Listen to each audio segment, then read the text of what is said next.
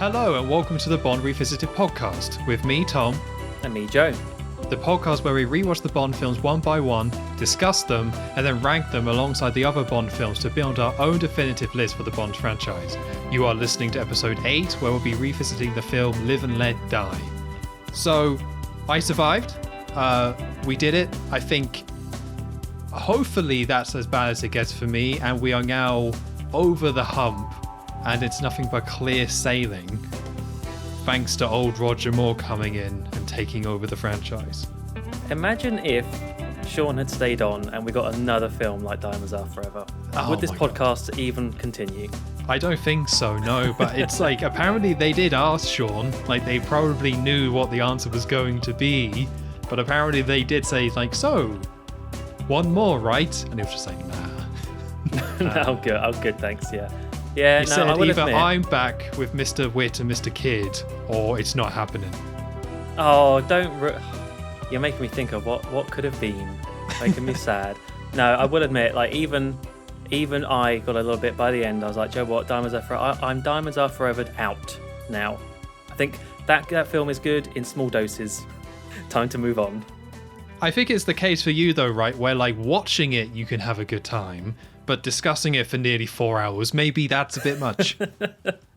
Discussing the madness of that film, and yeah, I think you're right. I think if you do that with any film, you're going to end up on a dark path, but especially one with characters like Mr. Wint and Mr. Kidd and Batho subs, yeah. Yeah, you don't want to think about it too much. No.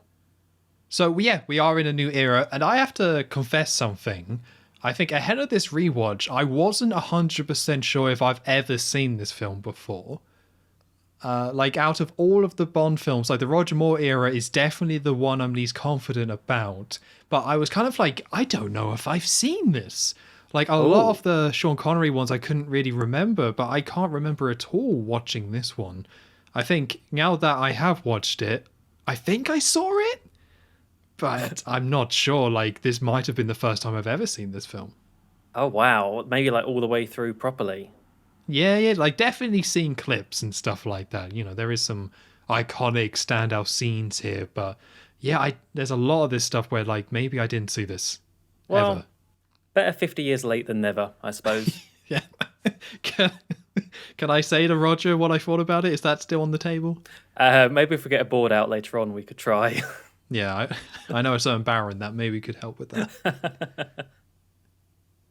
But what about you? Like, this is like a pig in a certain type of excrement for you, isn't it? That's what's going to happen the next few weeks. Well, you say that, but in episode 0, when we were doing our top 5 and bottom 5, I put this as my 4th worst Bond film. Yes. I had two Roger Moores in my list for bottom films, which is quite surprising, coming from a self-proclaimed Moore fan. But the reason it was down there is because it is his first Bond film, and I just have a memory of it being a little bit of a shaky start. And I will say that other films on my bottom 5 list, which I have come to realise was a big mistake, like Dr. No, for example, and Thunderball, which I turned out I didn't mind. I think this might be the first one on my bottom list that I am actually still a bit more confident of my decision. I think I'm sticking by the fact that this actually isn't a great start for Roger Moore, and they do get a lot better for me. Okay, that's quite interesting. Because for me, I think I had a rough idea in my head about what I thought of this film. Even though like I couldn't remember if I ever seen it, but I was like, well, I know I'm going to like it more than Diamonds. Yeah, that's quite that's obvious. true. And I actually really do like the Sean Connery era and George Lazenby, so it's going to be towards the bottom. So it was quite interesting to see if I matched that, which I won't give away because we've got a few hours here to discuss it. Yeah. But you know, it was all about for me like, yeah, I'm after what happened last week, I'm definitely after a different Bond and something a bit new, because it's really interesting that we've had 3 films now with 3 different Bonds. That's never happened and probably will never happen again. Yeah, and I think unlike George Lazenby, which we probably discussed, that he was trying to channel Sean Connery in his portrayal, keep the flow going. They clearly did not do that with Roger Moore, and they said, be your own Bond, do not follow in Sean's footsteps. And so even more so, you're seeing this very sudden change of personality of the Bond character. And Yeah, I think it works in a lot of ways, and in other ways, it was a bit of a shock watching this film. Okay, well, let's get into it then, right? Yeah, let's get into it. So we start with the circles. I don't have anything to say about the circles, I'm Oh, afraid. I nothing? think they were just normal circles. I don't think they're messing with it anymore. They're done. They're done now. I think so.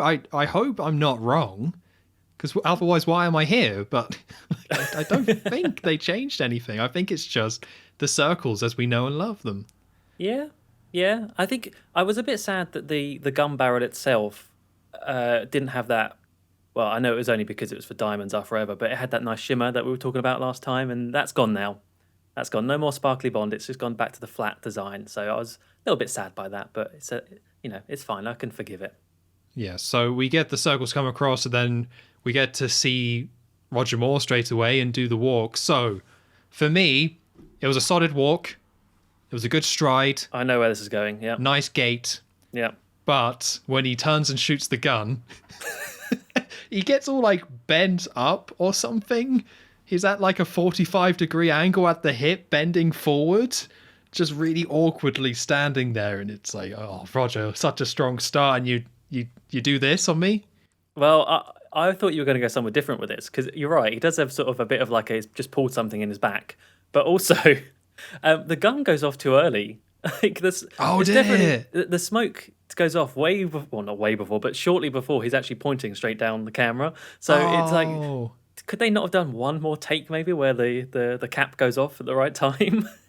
It really feels like with these, and it's such a picky thing to look at, but it really does feel like every single one of those has been one take. Yeah, one and done. Yeah. Like, it really feels like that because there's just all these silly things, but if you did like 20 of them each time, there's no way the ones that we've seen are the ones they would pick. Yeah, I have to imagine that. Well, I don't know. I don't know why. Maybe it's in the contract. I'm going to do one walk, and that's it Yeah, for the whole like 5 or 6 films that he does. for the 30 years he plays Bond for. Well, we'll keep an eye out on that next week. I think we'll check in with Roger, see how he's doing with his gun. Yeah, yeah, And then this goes to the film, the intro sequence, where it goes on New York City and at the United Nations. And we get some very shaky off footage of the outside. I'm assuming it's some sort of stock footage, which is not really a great way to start your film, but okay. And we have all these different diplomats in a room as part of the United Nations. Some guy from Hungary is saying stuff in Hungarian, I would assume, and everyone looks very visibly bored. well, listening yeah. to this. Wouldn't you?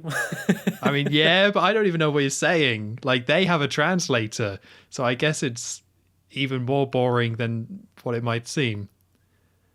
Yeah, I'd be straight to the. I'd be waiting, looking at my watch for the lunch. Come on now, get those sandwiches out. They're going to be coming anytime soon. There's a joke in there about Hungary and Oh yeah. sandwiches, but we're above that sort of thing. Mm. So everyone looks bored, and we see a load of diplomats, and one is from the United Kingdom who looks very visibly bored. And we cut to a translator, and the translator in this like control room type place, and he's saying in English what the guy is saying. And this is done through like headphones, it seems like. So he's talking to a mic, and then that's pumping all this audio to all these different headphones through different wires. And from the side, a hand comes in. It unplugs the wire for the United Kingdom, plugs in a scary red wire, and then the man like pumps a Yeah, device. like a plunger of death. Yeah, and starts pumping it. We hear a little bit of an odd sound, and the UK diplomat freaks out and dies. He just dies there and then, and no one cares. No one cares. No one could be bothered to react. They're so bored they didn't even notice someone dying next to them. So what is this anyway? Like, what is this actually supposed to be in terms of like a murder device? I would guess it's like some high pitch frequency that I don't know where I'm going with that. It sounded like I was on the right train there, but no, I lost it. It's a sound that kills you. Yeah, because it's one of those things where I kind of expected this to come up again. But as far as I'm aware, it doesn't. It's just, oh, he's been killed by some high-pitched sound or something. But normally when they introduce this like sci-fi city kind of fiction spy stuff, they use it again or give it an explanation. But no, I guess we're supposed to just understand, like, oh yeah, you can just pump a sound into some earphones and they just die. That's just a thing. Well, maybe it's, like they say about the brown note. The brown note that makes you need to like poo instantly. And then like maybe this is another note. This is like the black note that just kills you. It could be. I mean, I'm sure people have looked into that, but yeah. It was odd. It was odd to have this and I think assume that people knew what was happening. Like you get it because the guy dies, but it's like, no, that's not a thing. We've never seen this before. All I think is that the UN needs to up its security clearly because he just waltzed in straight onto the microphone deck. Yeah, there was security, but they were just so bored. They were eating sandwiches. They were at lunch. They got their sandwiches early. So go on in, mate. Just don't do anything with that red wire. I can see it. Don't touch that. Yeah, I'm watching you. And then after that very quite quick scene, we then cut to New Orleans, which throughout this, we actually have text on the screen explaining where these locations are. Have we ever had that before? I don't know, because I did notice that for the place after this scene, where it's kind of like really spelling out where it is, but I can't think of any. Did it? No, it because I remember in like on Her Majesty's Secret Service, we were saying it just jumps to places and you just don't know where you are. So I guess this might be. I think it is, but it's such a trope in terms of spy films in general, not just Bond. It's quite interesting that this is now the time to start doing it. Like, it works, it makes sense, because we could jump to very 3 different locations on this. And in Diamonds Are Forever, they have a similar opening with Sean Connery jumping around, but they instead just have him just kind of say it. So I guess this was kind of a nice way of just like, just kind of put it on screen. But it might have been this film that maybe introduced the trope in the spy films in general that now, like, everyone uses. Wow, who would have thought? Live and Let Die, where it all began. Yeah, citation needed. Yeah, that might be a complete lie. Oh, we'll just roll with it. That's what we do on this podcast. Yeah. So after that revolutionary new film-making technique has been established, well done, Guy Hamilton, you did it. We then go to New Orleans, and we see this kind of American kind of agent, which I was a little bit confused because we find out that this guy was a MI6 agent, but I guess he's an American MI6 agent. Yeah, yes, you're right. I didn't actually think about that, but maybe he's a dual citizenship or something. Could be. I don't know. It's a what's that director's name? Christopher Nolan. It's a Christopher Nolan situation. Oh yeah. He's standing there in like a trilby, I want to say, like that very American kind of spy gangster sort of look combo. And we see this kind of parade start coming around the streets. And at first I was like, this is a pretty slow parade. Like, if this is meant to be a proper parade, this is kind of a bit dull, a bit of a bummer. And then it turns out it's a funeral. Yeah. Just imagine they're going, boo, this is boring. And then you see the hearse. Oh. Yeah, whoa. Yeah, that is pretty much what happened. And like, then they zoom in on the woman crying and stuff like that. And we get this little moment where the guy's watching it. Someone else comes up to the guy and says like, or the guy in the hat, the agent says, hey, what's going on here? Or whose funeral is this for? And the guy says, it's yours, and gives him the old stab in the stomach. Mm-hmm. And it was quite surprising they actually show the knife go in. I don't think they normally do that for Bond films. Yeah. I mean, it's just the good old retractable knife trick, but it was a nice big close-up of it. Yeah. Yeah, like I kind of really felt that. It was I didn't see that coming, to be honest with you. And then just for this kind of, I wouldn't call him a sweet old man, but this kind of unsuspecting old dude, just to be like, knife, and then the guy dies. I'm like, wow, that's actually quite harsh for something Bond related. I would definitely not say sweet old man. He looked a bit like a creep to me. Yeah, I think he liked it. I think he liked the old stabbing. Oh yeah. And this leads to the guy going down, and the people carrying the coffin go over the body, and we get this one continuous shot of the coffin coming down, covering the man on the floor, and then it goes back up and the body's gone. How do they do that? I'm assuming he must just like grab on, like there's handles inside. That makes and as a soon lot of as he's sense. cover, he just holds onto the handles. But it looked really good. I paused it because I was trying to see if they like match cut or something, or you could see him sneak off in the background maybe.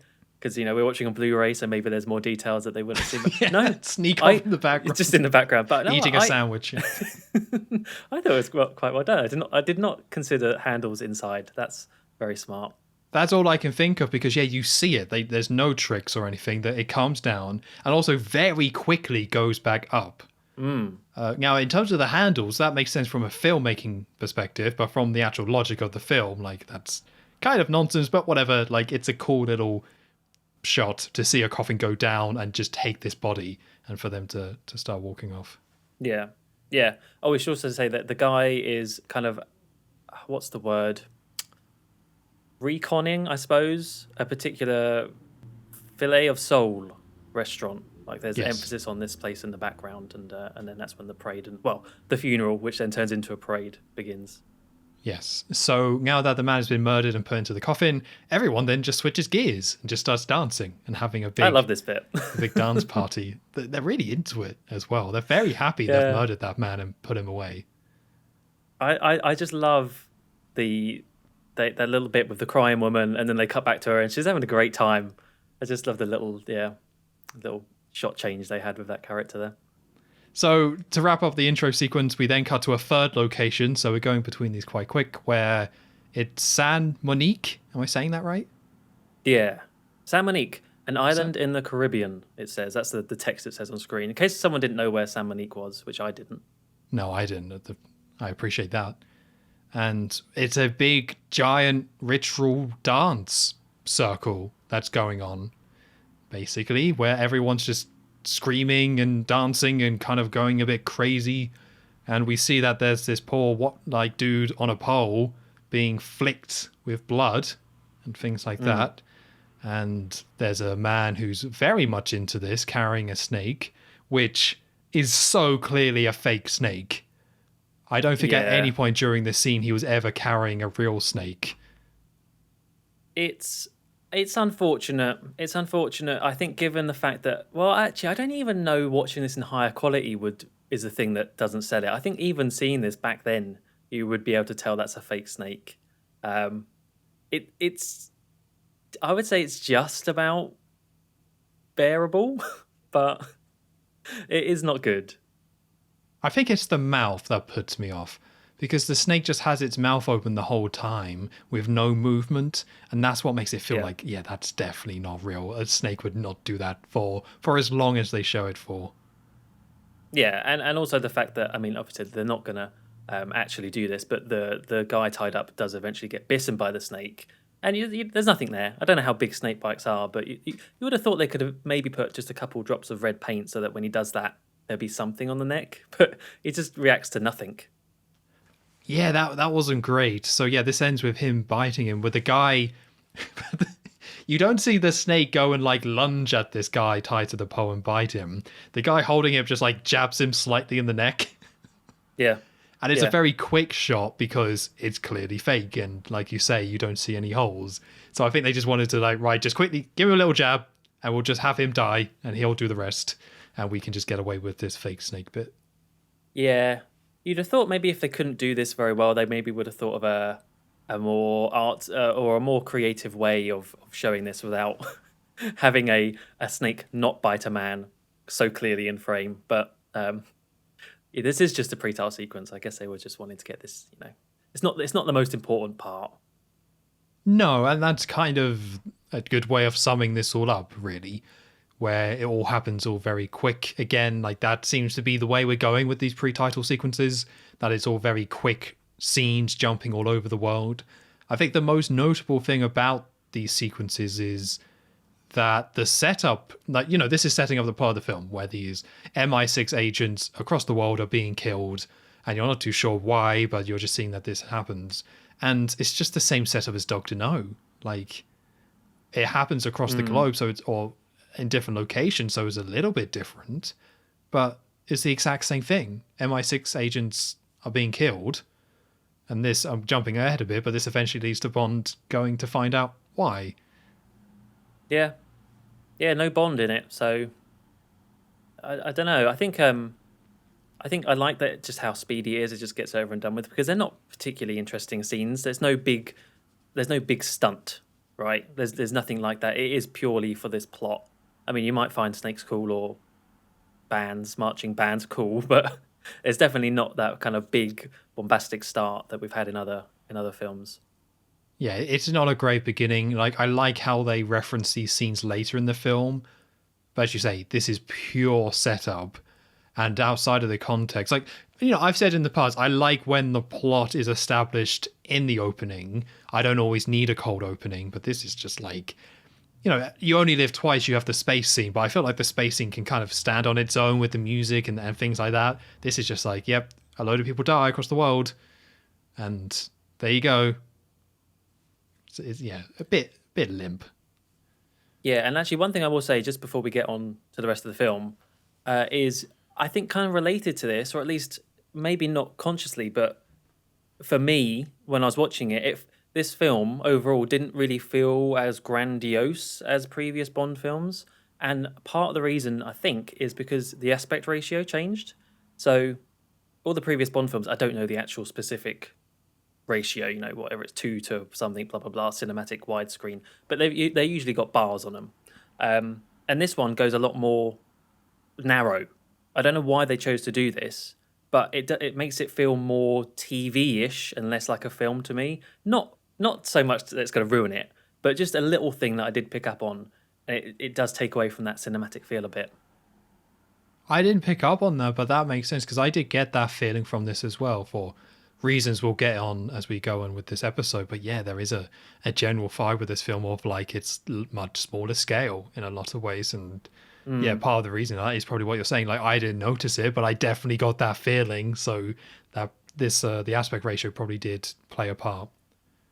Yeah, and I don't think it changes back until The Spy Loved Me. I don't know. I think the next one might also have it. There must have been a reason for it, but who knows. So after the man tied up gets killed by the snake, we go straight into the title sequence. And the main sort of themes of this title sequence is based on voodoo, and you get a lot of fire in this one, and you get lots of skulls, and obviously you have Paul McCartney and Wings and Live and Let Die playing as well. But in terms of just the visuals first, I gotta say, I quite like this one.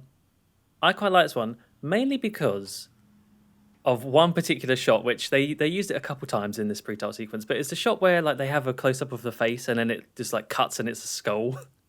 And I just really think that's cool. It's such a cool visual. And they have lots of like reds and blues and greens and sparks flying everywhere for things. And it's nice where it links into the film and has that plot of the voodoo element in there. And yeah, I just think there's some really interesting visuals.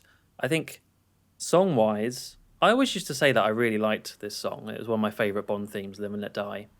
And I still think it's up there, but I do, listening to it again, I always get reminded about how weird, like, it just changes vibe so many times in this song, where it has, you know, all the chaotic sounds, and it will quickly cut to the more mellow bit in the middle, and it will go back to being chaotic, and it is very disjointed, and I can't work out whether I like that or not. But I think overall, the song and the visuals together, this was a good one for me. This is up there so far.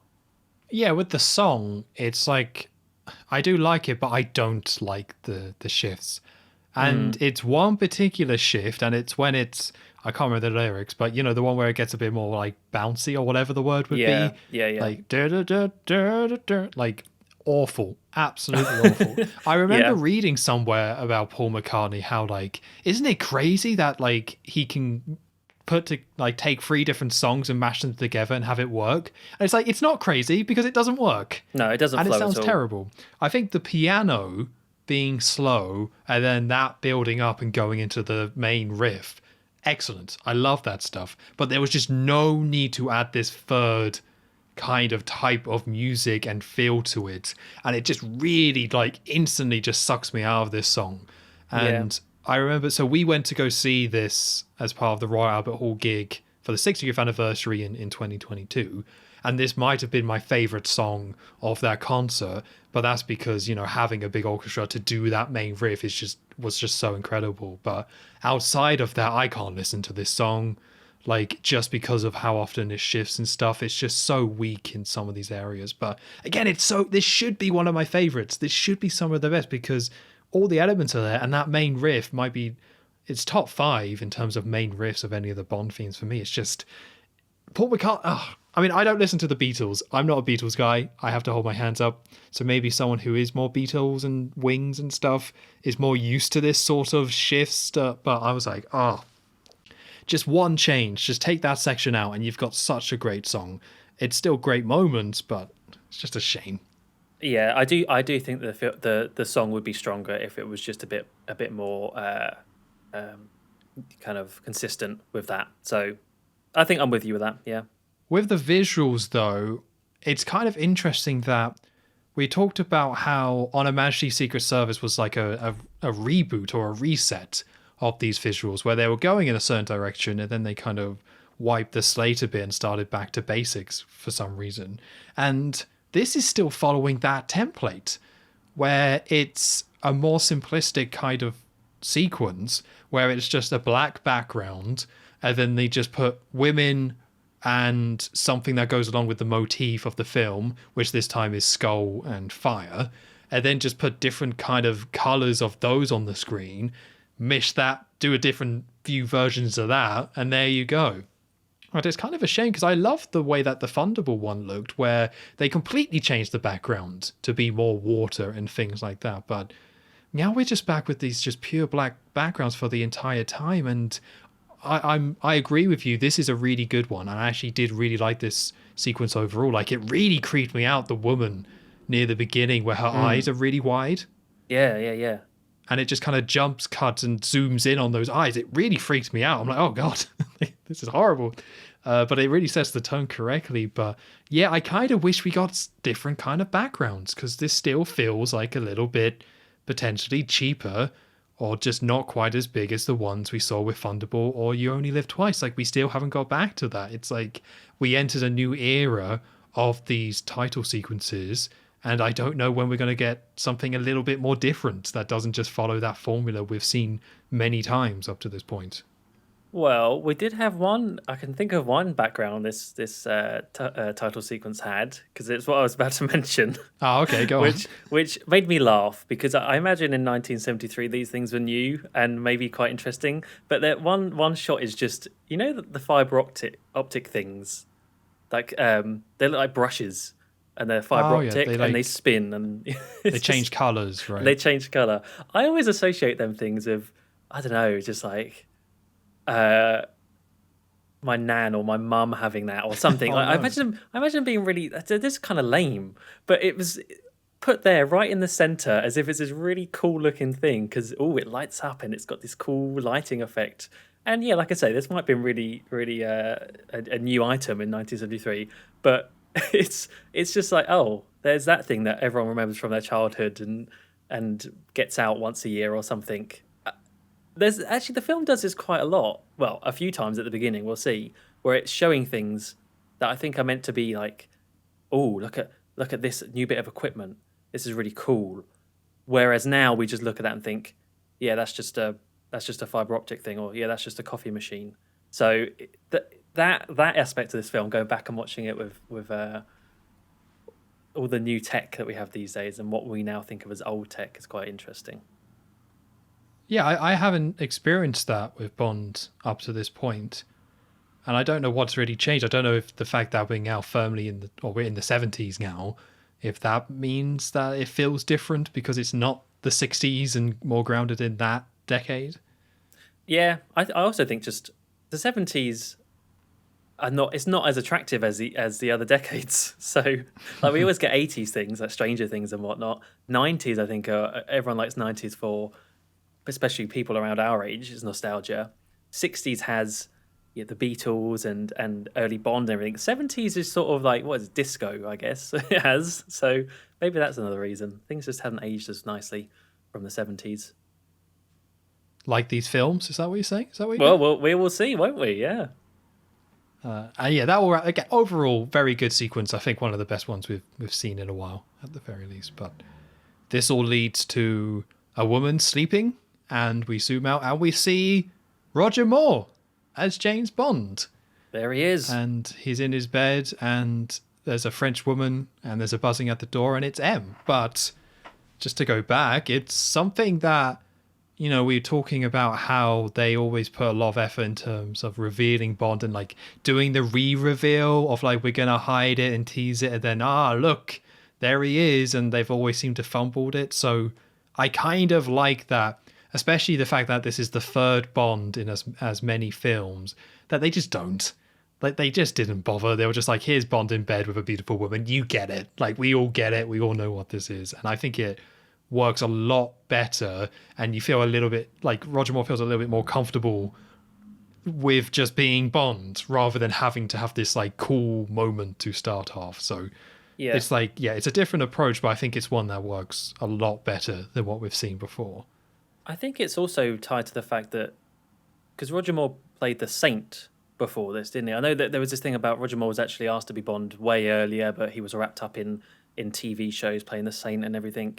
And so maybe there's an element of people kind of already knew what to expect with Roger Moore. As you say, he just fits into the Bond persona very quickly. So there's no need for this big build up. And I think it is linked to what you say, that we've done that before now. Like, enough. Let's just get on with it. Yeah, we just don't need to go through these motions again. And I'm glad they were self-aware enough of it. But, just seeing Bond in bed like that, it does it. But what does kind of go against this is that Bond then puts on a robe, like this yellow robe, that's got like JB on it. And I was like, that's a bold choice for the very first thing you see Roger Moore as James Bond in, this yellow robe with his own initials on it. Well, hey, wouldn't you get your own monogrammed dressing gown if you were an agent? I guess I probably would, but You're I don't weird. know if I'd go for that. Why colour. would you do that? I don't know. It's the color you have an issue with. Yeah, it's more the color. I think the fact that it says JB on it to me just made me laugh. Like, oh, that's so silly. Like, because it's me, James Bond. You know the one. I got the JB on the robe. You know what I'm about. Especially being a secret agent. Mind you, he is the one that everyone knows his name, so in that regard, it doesn't really matter. But yeah, I don't know. I liked it. Yeah, it's fine, but it's just interesting because they put so much care into dressing Bond, and this is what we get. Especially for this film. Yeah. I mean, who wore it better, George Lazenby with the frilly shirt or Roger Moore in the yellow robe? I'm gonna have to go to Lazenby. I think. You have to go Lazenby. It was just so frilly. It was very eye-catching. Yeah. And yeah, it turns out that we're actually at Bond's house. Yeah. It is Bond's house, isn't it? Yeah, it's Bond's house. Yeah, we finally see where he lives. What do you think of this house? It's ugly. Well, it's not completely ugly. It's got that element of what we've said before with some of the things from the 60s, where it's coming back into fashion. So to people these days, it might actually look good, and I think some of it looks really nice. But then as we later go into the kitchen and stuff, you just think, ugh, why are the walls that colour, or why are the curtains like that? So it's definitely an interesting style that Bond has chosen, kind of an eclectic mix. It's very wooden, right? From what I remember, it's a lot of wooden panels and stuff kind of everywhere. Yeah, in the main rooms, yeah, and then in the kitchen, it's all over the place. Which is odd because it made me think, because this place isn't very big either. It doesn't feel very big. So to me, it felt like we were in a boat. Like we were just like on the underside of a quite fancy, nice looking boat, because you just didn't get a good sense of this. Like, it's a set, obviously, right? But they didn't really do a good job of setting it as a home. Like, compared to what we got with M on a Majesty Secret Service, we get the exterior shot and it's clearly a very big place. This is just like, no, we're just inside this house that's meant to be Bond's house and there's a load of wood on the walls. What can I say? Maybe Bond doesn't get paid enough. I think he does all right. Not enough for Windows, apparently. No, not yet. Someday. So yeah, M is knocking at the door. It's like 5:40 in the morning. It's very early. So Bond goes to answer, and the lady who was in his bed, she sneaks off to go hide. Um, and M, I kind of like, the idea of M. I mean, this is the replacement. What we get here, this is the replacement for the typical M briefing scene. We don't have it in the MI6 offices. It's going to be done at Bond's house instead. So it is nice to have M come to Bond for once in a bit of a different location. But he's here to inform him about what we'd just seen in the pre-title sequence about those 3 agents that had just been killed, all in like a span of 24 hours, and they were all linked to Dr. Kananga in some way, who is the president of San Monique. And actually, I think we saw him in the UN bit right at the beginning. I think he was there. So yeah, whilst this is all going on, though, it's almost like it's a bit sitcom-y. We've said this in the past, but Bond is trying to keep M away from where he thinks the woman still is. So he's like ushering him into the kitchen. Would you like some coffee, sir? So they go into the kitchen, and Bond makes M a coffee. And this is what I was saying. They show off. There's this big scene. Well, not big scene, but this scene where they really focus on Bond using this grinder and then the espresso machine, all whilst M is looking completely flummoxed by this like contraption. What is this thing? But I guess it's because, apart from maybe if you're in Italy itself, they weren't common outside, and especially like just in people's homes. And yeah, as someone that I do like coffee. I like making coffee at home. I'm just thinking like, oh man, some of that equipment Bond is using, I bet that's like worth so much money today. Like that's some proper classic, like vintage machinery there. But that's just me being a bit of a coffee nerd. So yeah, Bond makes Emma coffee, and Moneypenny comes in whilst they're in the kitchen. So it's nice to see Moneypenny as well, and she actually catches the woman from the bed hiding in the coat wardrobe, no, some sort of wardrobe. And yeah, I think there's not really much else to this scene. It really is just M popping up to tell Bond about the mission, and we get a little bit of gadget because there is Moneypenny and there is M, but there's no Q in this film, weirdly. I think it might be that the actor who played Q was busy. I don't think it was actually a choice not to have him because they've got Moneypenny and stuff. So they get M giving Bond his gadgets, which is a watch, which has a very high-powered magnet on it. I thought he already had the watch, and then Bond explains it to M. No, because he had a digital watch at first, didn't he? Oh, right, okay. And then he gets this new one from M and does a little demonstration by flinging the teaspoon from M's cup across the room. We kind of got this before with M just being so unimpressed by Bond and just so grumpy. And you get this again where he sees this little trick and he's just fuming. Behind the eyes, you can see it. Yeah. And so Bond's got his gadgets. He's got his briefing. He's told to go to New York because that's where Kananga was last seen, I think, is the Strand. I think it's yeah, maybe, but I think it's chasing down where the agents were killed, because eventually he goes to San Monique and also New Orleans. So, and I believe that's just saying like these people were killed here. You should go there and see if you can find any clues. Oh, okay, yeah. So that's where Bond is going to be sent off to. So Emma and Moneypenny leave. Bond finds oh, and also you do find out that the woman who was in the bed was from a previous assignment that Bond was on, something to do with like something to do in Rome, and they're annoyed that they're missing one of their agents, and it's the lady. Oh, Bond, what is he like? Sort of thing. And then we get the watch in action as Bond unzips the lady's dress from behind using the magnet, and I think this might be. Yeah, I guess this is because it's the first time we see Bond. This is probably like one of the very first Roger Moore quips of his time as Bond, with the whole sheer magnetism, darling, as he's doing it. And there'll be many more of them to come. There's just like every scene has one of these sort of lines in it. He says darling a lot. I wrote that down. Just darling, darling, darling everywhere. That's his I favorite didn't word. mind it, but I was like, I completely forgot about that because none of the other Bonds have. And then Roger Moore just drops it like it's going out of fashion because it probably is. But yeah, all the time. Like most scenes he's in, he calls someone darling. It's lovely. Yes, darling. So it's quite interesting about this scene though is, I mean, it's a bold choice to have it take place in Bond's house. I don't dislike that choice. I guess I don't really have any strong feelings about it either way.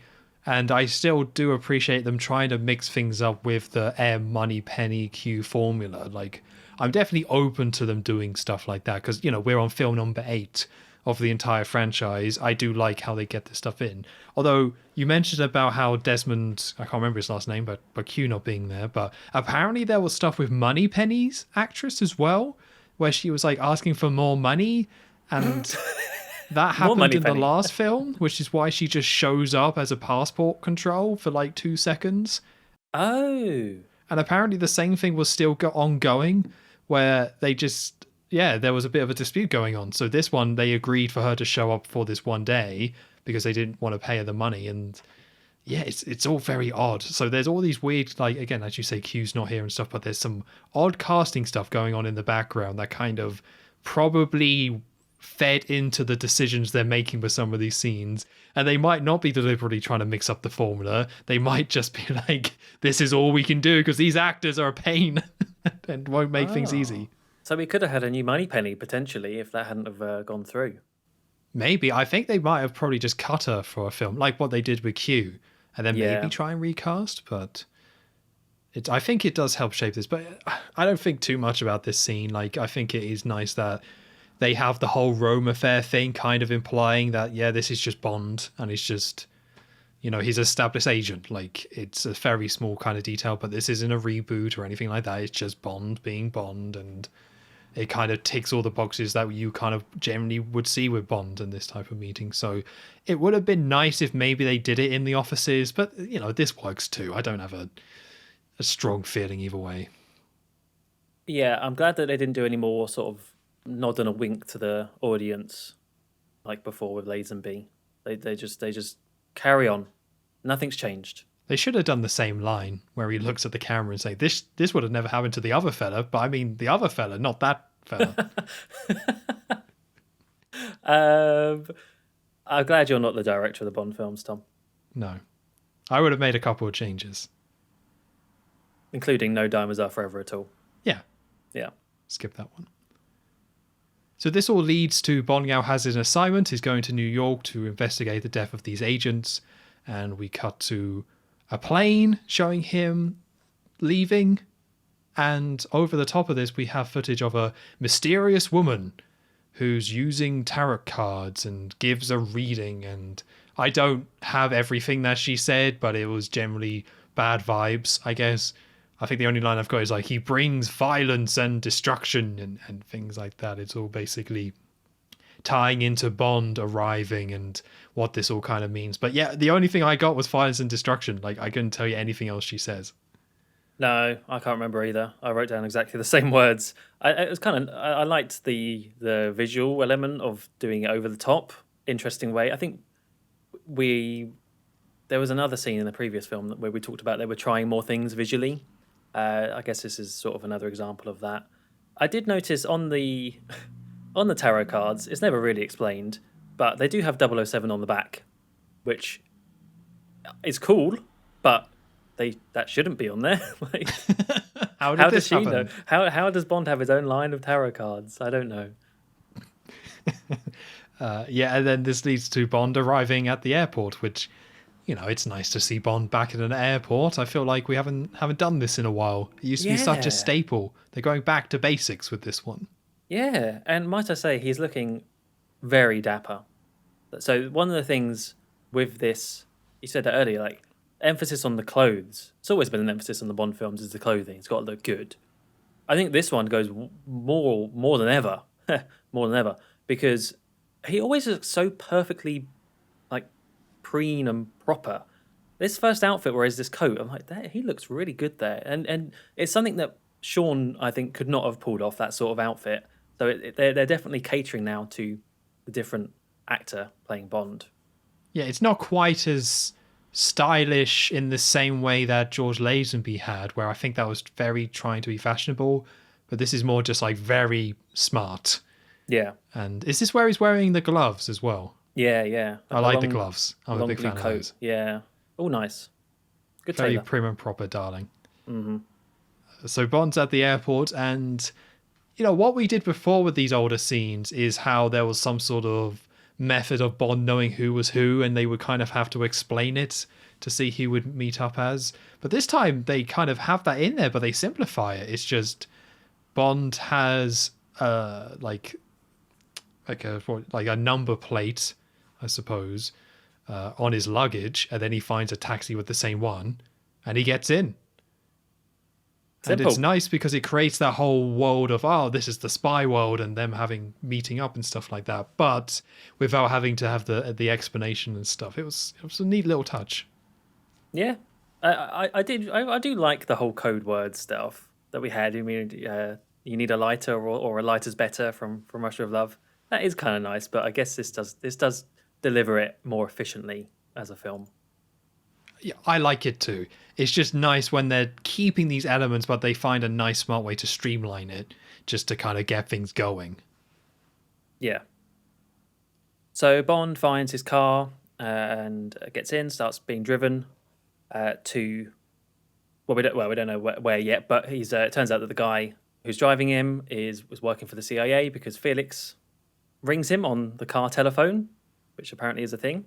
And yeah, Bond's talking to Felix and just kind of lets him know about. I think Kananga. They're definitely. I'm not getting this wrong. Like, they do know about Kananga right now. They're not. I'm not jumping the gun. That's who they're watching. Yeah, they're watching him. Yeah, because he's at the embassy. So basically, Bond's going to go meet up with Felix. But all whilst this is happening, you can tell that they're being watched by other cars and everything, and you slowly realise that there are other. I was going to say cars, but I think the more accurate term is pimpmobiles. According to Felix, apparently. Yeah, all these pimpmobiles that are following them. And then there's this big man in a white pimpmobile that is pulling up to the side of them. And we see him use this kind of nifty little wing mirror dart gun gadget he's got by lining up alongside the car and shooting the driver in Bond's car. Charlie, isn't it? Charlie? I gotta say, is it just as an aside, I'm not sure about Roger Moore's acting in a lot of this film, and I do think it's scenes like this where it's just, I don't know, the way he says that and the way he reacts, it just doesn't quite feel right to me. But I think Roger Moore said himself that he never really considered himself a very good actor, so I don't feel too bad in saying that. But yeah, the driver gets shot, so the car starts to go out of control because I think his foot's still on the pedal. So Bond has to steer through loads of traffic on this very busy New York road. It's a scene. I wouldn't say it's a very interesting or a very exciting scene. It's just sort of swerving around cars for a little bit. Yeah, that's kind of it. And then they eventually crash and get loads of hubbub and loads of cops and stuff around them. I think for like the first thing that Bond does in this film, it's not great, to be honest with you. But I suppose we're very early on, so it doesn't really need to be. I think, while we're here, I kind of hinted at this before, but I think it's worth reiterating. This film, in so many ways, is just Dr. No. Like, storyline-wise, and in terms of the way a lot of this stuff plays out, it's just Dr. No. Where the opening is MI6 agents being killed elsewhere, and then Bond sent to investigate it. Then Bond goes to the airport, and we actually see him at the airport, and he has the secret code, and then he gets into a car, but oh no, something goes wrong, and he's being watched, and a lot of this film is him being watched, and about this kind of presence of someone. Now, to be fair, Dr. No, they keep him hidden, and it's more about his presence, and then they reveal him, where this one doesn't kind of do things in that way, but so much of this story is just Dr. No again. And it feels like some of the feel of this film as well feels a little bit like Dr. No. So just like at the start of Dr. No, where we have Bond at the airport and something goes wrong with his car and there's a bit of a chase and it's kind of whatever, we kind of see this again, where it's like, yeah, Roger Moore's in a car and the driver is shot, and there's a bit of a hubbub. I can't remember what you said. Hubbub, yeah. Hubbub happens, and it's kind of whatever. And a lot of this film kind of plays out this way in this more basic kind of Bond story, but also just so much like Doctor No. It's kind of really shocking that after Diamonds Are Forever, we get a film like this that feels so much like that first film. And I totally agree. I totally agree with that. And I think that's probably why it does have this smaller sense of scale to me, this film in general. But I would argue that they're in no position to be able to do that again. Like, we're 8 films in, we're over 10 years after the first film, they've made so much money. Budget must be tenfold what the first film was of Doctor No. I think that it should have been more. Like, it should have had more for this film. And I think overall there's kind of a bit of a lack of money in this, potentially. I don't know if it's money or not, but it doesn't feel like it is in a place to be this sort of low key when it's the 8th film in the franchise. Yeah, there's a lot of there are stunts and set pieces here, but it feels like they put all their money into like 1 or 2 and still needed a load of stuff to happen in between. So we get stuff like this where it's just kind of like throwaway. Yeah, it does what it needs to do, but it's not very interesting. Like, this film is kind of littered with that. But again, it does go big in certain areas, but arguably not as big as the other films. It's just, yeah, we get these smaller ones, which sometimes I quite like, but it does kind of give this weird sense of the film being a bit more forgettable than you would kind of imagine for something like this film, where it has this such strong theming with the voodoo and the blaxploitation, and Roger Moore being the first, his first film and stuff. This should be a more memorable film, but thanks to kind of scenes like this, it's actually quite forgettable. And yeah. I think in 2 months' time, I will probably struggle to remember much about this film. I'm already there, don't worry. Oh no, well, that's a bummer.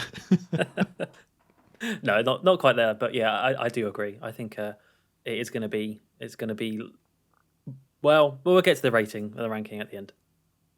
Yeah, so this all leads to the hubbub, as you say, and Felix. We see Felix and his CIA kind of crew watching someone come out of a limo, which is Kananga in the end. And I think at this point is where, like, we get a lot of shots in this film of Felix on the phone to Bond. And they were really, really proud of the fact that they had car phones. I don't know if they were real, but there's so many times in this film where a scene plays out by somebody calling something on their car phone.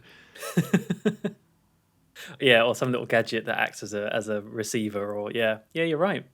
Yeah, so we've already had it when he got into the car, and then he crashes, and then they just call each other up like two teenage girls just gossiping. No, you hang up. Yeah. And I think at this point is where Felix is like, get me a white pimpmobile. So we weren't joking about that. That straight up is in the film. They use the line pimpmobile, and it's a bit... I mean, it made me laugh, so I don't mind, but it's like, oh, okay, that's all right. That's a choice. Yeah. I mean, like you say earlier, this is definitely of that era of the blaxploitation films. I think they must have been, 1973. This would have been just as they're kind of really gaining in popularity. So they're just, it's like what you see later on when they do science fiction because of Star Wars. They just follow what's the in thing, and blaxploitation films and pimpmobiles and calling people honkies, like that was it. So that's what you're going to get in a Bond film. Yeah, I mean, I guess if we want to get into it, like, this film very heavily has that stuff in. I'm not qualified enough to say what it means culturally and stuff. Like, I'm not going to even try that. But for me, I just kind of just didn't think about it that much. Like, it is quite strong and in there. And yeah, I would prefer if they didn't say honky and pimpmobile and stuff like that. That stuff does come across as very silly. But yeah, for me, like, I'm not qualified to talk about this, so I'm just here to talk about this as a Bond film and see it from that perspective. And in terms of the cultural stuff, like, yeah, that's not me, and I'm assuming that's not you, Joe. No, I do like, we'll get on later, I do like the voodoo stuff, but that's sort of separate. Yeah. So this all leads to Felix is watching Dr. Kananga, and he goes inside a building. and goes into an office, and we find out that Felix is listening in. Like, that office is bugged. But it turns out that Dr. Kananga and the group of people that he's with are aware of that fact.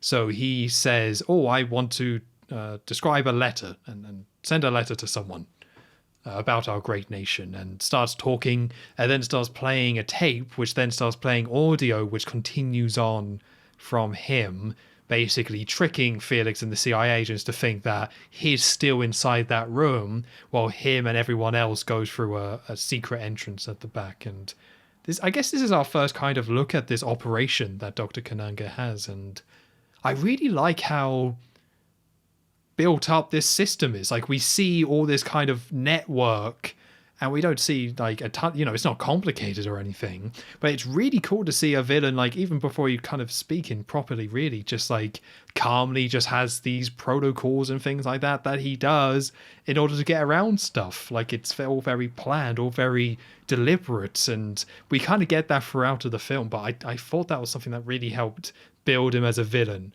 how he has this network and how we get to see that work. Yeah, that's true. More of that connection to Doctor No, like you say. Oh yeah, definitely. Like, that's, yeah, we'll definitely get there. But this film arguably has a stronger kind of presence, or like setting up his network and the presence around him. But yeah, it is very much like Doctor No, just kind of a different version of it.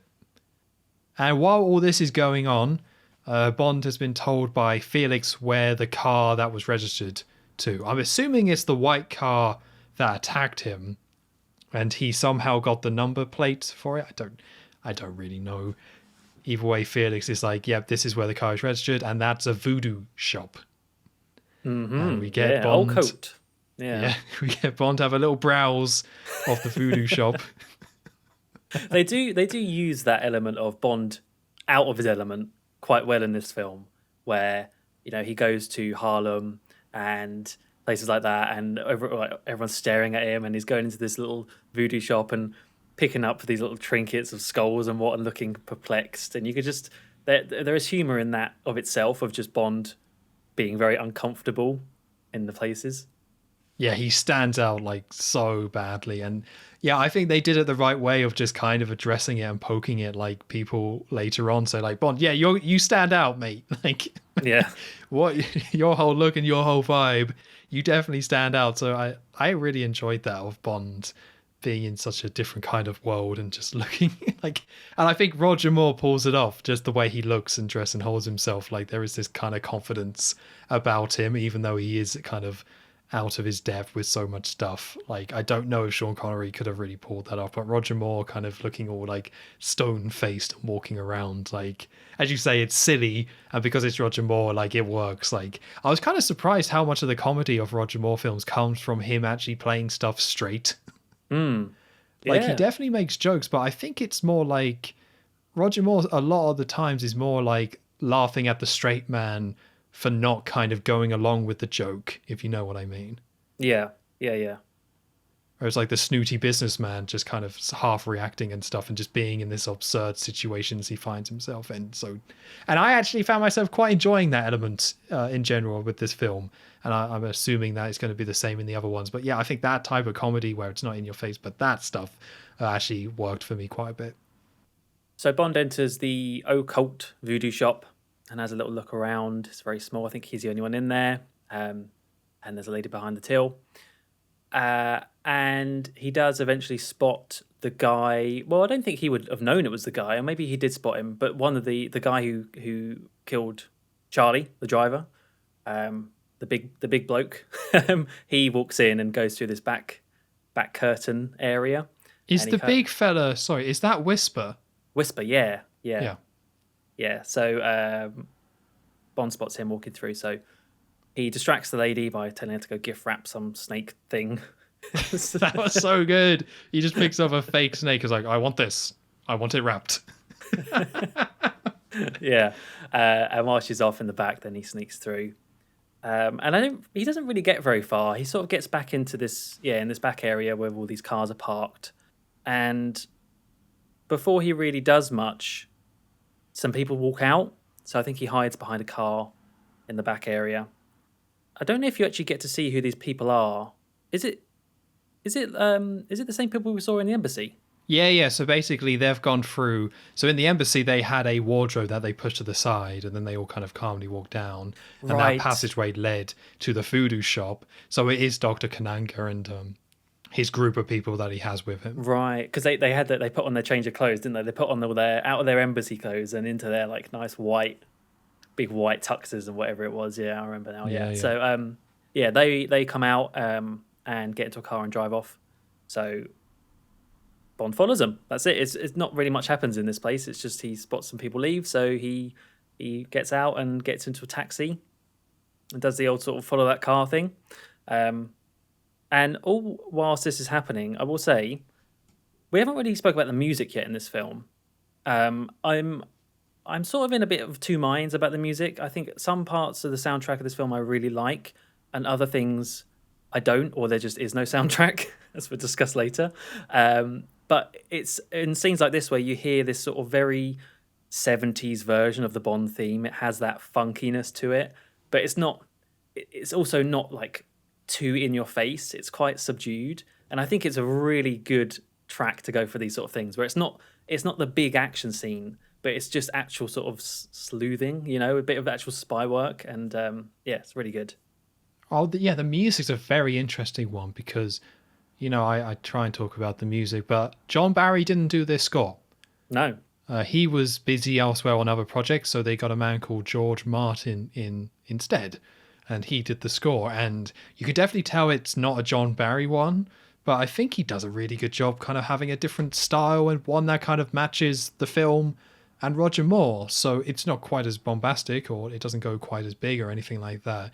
The one thing I will say about the soundtrack I don't really like is how this is a film that is obsessed with its main theme, Live and Let Die, and it kind of uses it as much as Goldfinger did.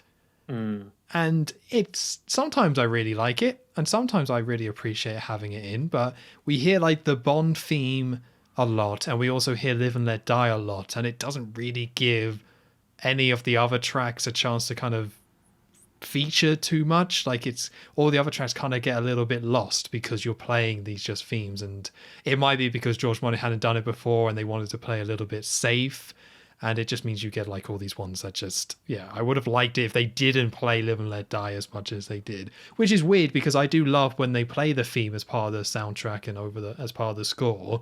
It's just like, apparently this is my limit. Apparently this is my limit in terms of how much I can hear it. Like, I feel like even with Goldfinger, they put a lot more effort into remixing it. So you could clearly hear it was Goldfinger, but it also was different. This one, I don't think they quite put in as much effort. And it gets a little bit grating towards the end that you just keep hearing this song that you just have already heard a ton of times before. Yeah, that I did notice that, especially I think it's during the speedboat chases later on they use it, and then by that point I was like, yeah, the fact that I recognize that I'm hearing this multiple times now, that's a bad sign. Yeah, it's just way too much, and I think it just come from, it's a safer soundtrack, but again, the stuff that they do in there is pretty good. It's just they weren't very smart with those choices.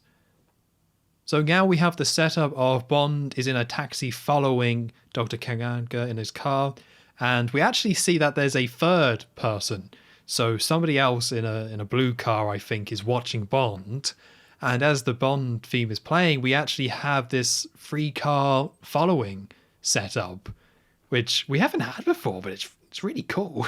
It's really cool to see one car being followed by someone else and being followed by someone else. And it goes back to, I mean, we do find out who's following Bond, of course, but it kind of goes into this theme that we have throughout the film of like everyone's following everyone and everyone's in on it. We see a lot of people on the radio and stuff like that talking to each other and reporting where Bond is, and we kind of see that here. And it's really cool, and it's just cool to see this little. There's not much to it, like it's not an action scene, but it's just a nice setup for a spy film. What, someone following someone else. Even the shoe shiner is in on it. Especially you can't the trust anyone. shoe shine. Yeah, just there he is doing his little shoe shining, and then oh, what's that in his little box? It's another phone. Phones everywhere. Yeah, that's where we get you are honky on your tail and stuff. It's like, okay, but yeah, I like that stuff. Like how we see all this communication, everyone kind of talking to each other. It's cool. And this all leads to eventually the taxi with Kananga in. gets to fillet of soul. It's written fillet, and I want to say fillet like chicken fillet. Well, here's the thing with this. So yeah, fillet of soul, but then that word fillet, you can say fillet, you can say fillet, and I think they even say another way in the film. I'm like, well, what the hell? What is it? I have no idea. It's such an important part of the film, but I think fillet, I guess, is good enough. It probably isn't fillet. Probably not. That sounds a bit British. Yeah. That's probably what Roger Moore would say, fillet, but fillet of soul. Yeah, they get to fillet of soul, which is the same. It's a chain, basically, and they do eventually establish this as a chain. But this is the same place we saw in New Orleans before, but now we're seeing a chain or another version of this bar restaurant place, but this time in New York. Mm-hmm. And this is another case of Bond being completely out of his element and standing out because he steps in and everyone just turns around and stares at him quite blatantly. And it did make me laugh because of how nonchalant he is with this stuff. Like, I like to think that he has zero self-awareness of all this. And he's just like, yeah, whatever. I'm going to go in, see what's up. He takes it in his stride. I almost expected like a record scratch when he walks in, like that level of cliche when everyone turns around and looks at him. But yeah, Roger Moore he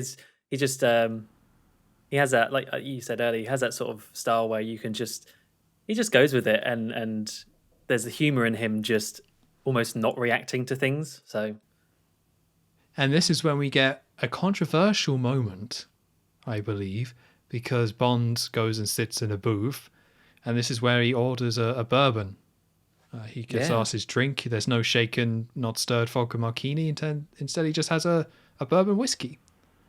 Yeah, more of a. I don't know. I don't think by this point we've seen him smoke, but he doesn't smoke cigarettes. He smokes cigars. He doesn't drink martinis. He drinks bourbon. More differences they're setting out from Sean. This doesn't really bother me at all, to be honest, but it is one that when I think about it, it's just silly. Like, you could have gotten a lot out of having Roger Moore as Bond say shaken and not stirred. So I don't really care that they changed the drink too much, but they kind of missed something. Like, it would have just been nice to be like, they are trying to establish him as Bond. It would have just been nice to have him say the line. I mean, it probably would have been funny considering the context of where he is, to have him order a vodka martini and specify how he wants it. Like, that probably would have been quite funny. So maybe they didn't do that just to take him a little bit more seriously. But yeah, it would have been nice. Just take the box. But again, it didn't bother me too much. It's just, it probably would have been smarter to have him just order the normal drink. Yeah, you don't really gain much by having him have his own styles and preferences. Maybe back when this came out, it was more of a worry, but they've done it. But they've done it once before at this point now. So having a new actor, yeah, I think it doesn't last too long. I don't know how long Bond has bourbon for. I'm pretty sure he has a martini in the next film, or if not the next one. So it was a bit of a strange choice. It's odd because it's not the only time as well. There is another scene where he also orders a bourbon, so there was almost like this odd commitment to it. But it's so minor, you know. Obviously, I could see why people wouldn't like it, but you know, it's just such a minor thing for me. Mm. So Bond is there sitting at his little booth, and then he is asking the waiter, like, "I'm here to get information. Look at this money." And halfway through the sentence, the wall spins, and he in his booth is spun around and taken into a completely different room. I want to say there are other scenes in this which always make me laugh, where people just get completely cut off. Like, they're trying to say something, especially with this, where Roger Moore's trying to act all cool. Yeah. Be like, hey, here's some money. I'm going to get information, just for the guy to be completely nonplussed, where he gets spun off. You know, they do set up the whole Bond is not in control and is a fish out of water stuff really well here, with all these little touches, and everyone knows what's going on but him. It's really cool. Yeah, especially because the waiter takes the money and then drinks his drink. It just wanders off. Yeah, just not impressed in the slightest. Like, M would probably get on quite well with these people. Like, he is annoying, isn't he? He really, yeah. He was in the corner. Did you not spot him? Oh, I didn't. I should have done. A little Easter egg there for you. Yeah. And on the other side of this room, it's quite a fancy, nice looking room, I suppose. And there's just three guys, and one of them has a gun. And it's basically, relax, Mr. Big is going to take care of you in a minute, they say. Is this the first time we hear Mr. Big's name? I think so, yeah. Yeah, because this film's a little bit confused, because basically during this film we have two kind of people in charge here. We have the president, I believe, Dr. Kananga of San Monique, and then we also have this guy, I want to say drug lord, right? Mr. Big, who's kind of in charge of all these places and is supposed to be the owner of these restaurants, and it's all part of his criminal organization. But the film kind of gets a little bit confused with jumping between the two, and there's a reason for that. But it's like, I didn't really buy into this at all and didn't really care about Mr. Big, because I think we only see him maybe like twice before the reveal happens. That's a good point. It's something that I hadn't really considered, but obviously we know where this plot element goes. So I really didn't care too much about Mr. Big. I don't really think he's in the film that much, as you say. It's mentioned a few times, but I don't know if you weren't to know where this story goes. It must be a bit crap. this whole element of these two characters, because it just doesn't really feel very fleshed out. Well, that's what I had, because like I said, I didn't remember anything about this film at all, really. And that's what I had with Mr. Big, where you get a lot of Dr. Kananga, and that's cool, and I like those scenes. But Mr. Big is like twice, and I know why they did it, and I think it still kind of has a point. It's just whenever anyone mentions Mr. Big in this film, I'm just like, I don't really have any reference for this guy or really care. But it goes somewhere. So, it goes somewhere. It's just odd. It's odd whenever anyone mentions the name. Mm-hmm. So Bond has been captured, but they're not holding him down or anything. And Bond, being classic Bond, he just kind of he sees a woman who's attractive. So just ignoring everyone, just beelines it straight to her, and then starts putting the moves on her, and is like, and this is when we get the line, "My name's Bond, James Bond."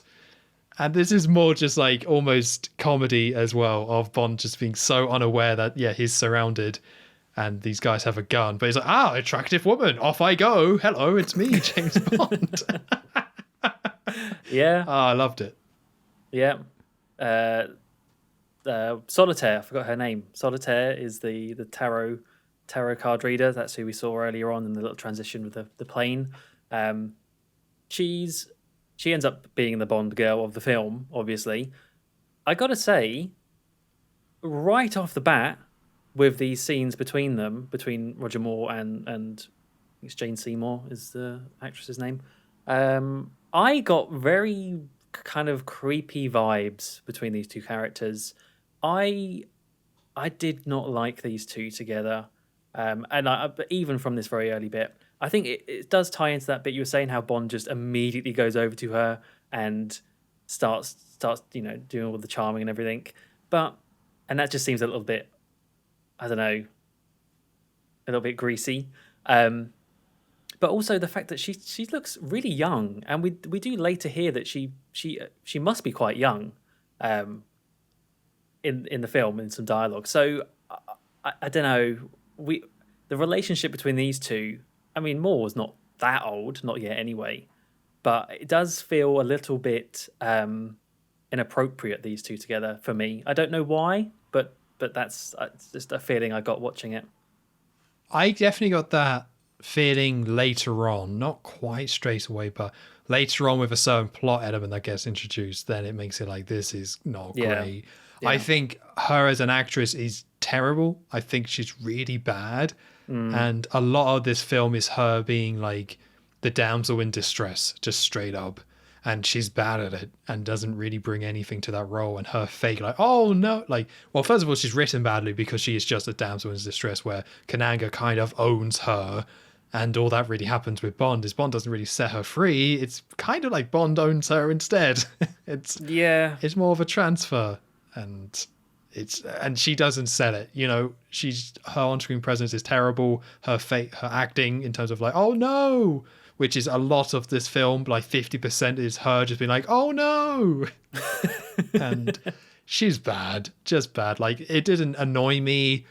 Not a lot of this stuff in this film really did annoy me that much. I think overall the experience of this film is very much like middle of the road, both like good and bad. No real peaks, but no real kind of dives here.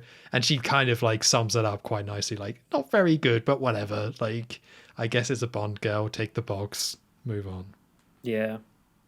But as part of the cards that she's reading, she says that Bond won't succeed, which is weird because he does. So I guess... Right, yeah. What is that so-called power? I guess she was lying, but... Because she is meant to, like... Just get out of the way. She is meant to have this actual powers. Like, she actually can see the future in these cards. And that's kind of a big part of the film. Yeah. Because then straight away, they ask her, is he armed? She checks the card and then just nods at them. So it's like, okay, nice. And then a man with a hook for a hand shows up, who's our big, powerful city goon for the film. Need to come up with a better... The henchman of the film, basically. And his whole thing is that he's got a hook for a hand. Does he have a name? I don't think I ever got his name. His name is Teehee. Teehee. Teehee, yeah. That's probably why I missed it. Yeah. I mean, don't you look at a man like that and you just think, Teehee? Yeah, it's Teehee. Yeah, everyone knows him. But yeah, it's this guy who smiles all the time and laughs a lot as well. And just, yeah, he takes Bond's gun and uses his hook to bend it and then gives it back and then just like laughs as he's walking off. Everyone laughs a lot in this film. That's one thing to point out. So much laughter. Definitely. And then Bond just kind of calmly just bins his gun after. It's another thing, like, so many of these little comedy moments with Bond being the straight man and just being nonchalant, they all work for me. Maybe we'll find out that we don't, but it was really funny to have this, like, crazy person with a hook for a hand just bend his gun and Bond just like, well, I guess I'll throw this in the bin. Can't litter. No. I mean, he's a gentleman. Although I will say, with this Teehee character, and it's fitting into the template of the main villain henchman having some sort of trope, odd job with the hat. Who's the guy's name from You Only Live Twice? What was his name? Hans? Hans didn't have anything, but good old Hans. Maybe he just had strong hands. And Teehee has the metal, the claw, and it just looks bad.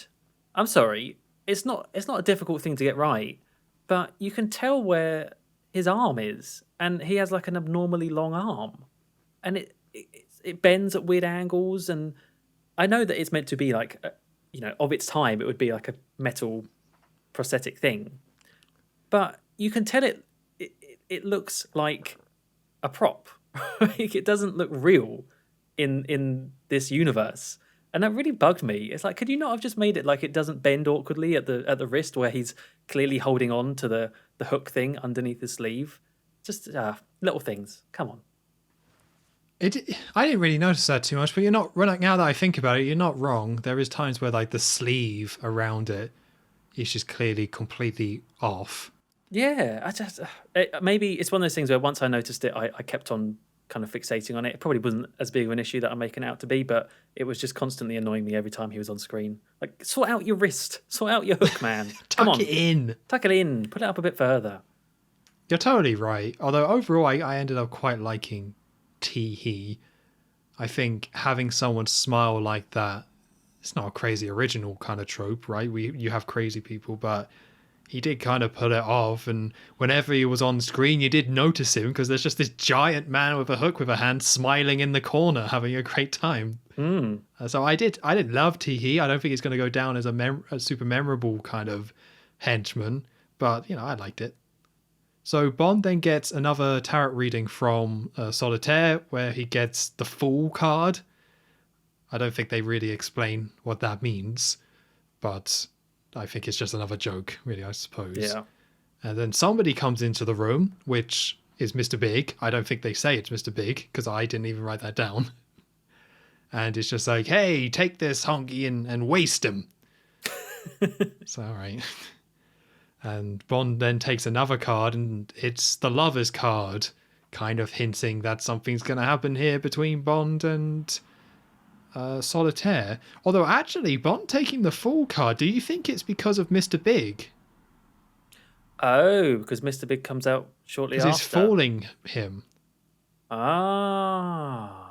Wow. See, I think you're putting more thought into this film than the writers.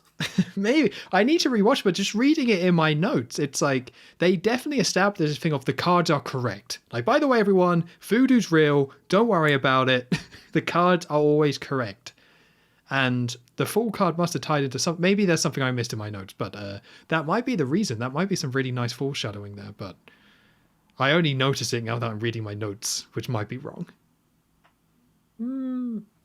Yeah, no, let's go with that. Yeah, I think so. So Bond is then taken away where he's still talking to Solitaire and nobody else, being like, oh, I shan't be long, darling. Just need to take care of this. Darling. Yeah, she looks with the lover's card revealed, you can tell like that's worrying her. Like she looks quite shocked by that and confused. So and that lover's angle was that comes back a few times later on in the film.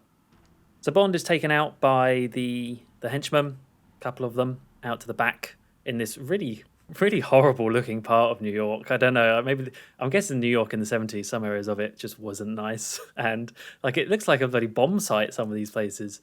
It's taken out back behind these buildings and kind of walking in front of the two henchmen who are got a gun. And he eventually deals with them in not a very exciting way, but he slams down a fire escape ladder or something like that on top of them to knock them out. I think it's one of those things where with Sean, big hairy Scottish man,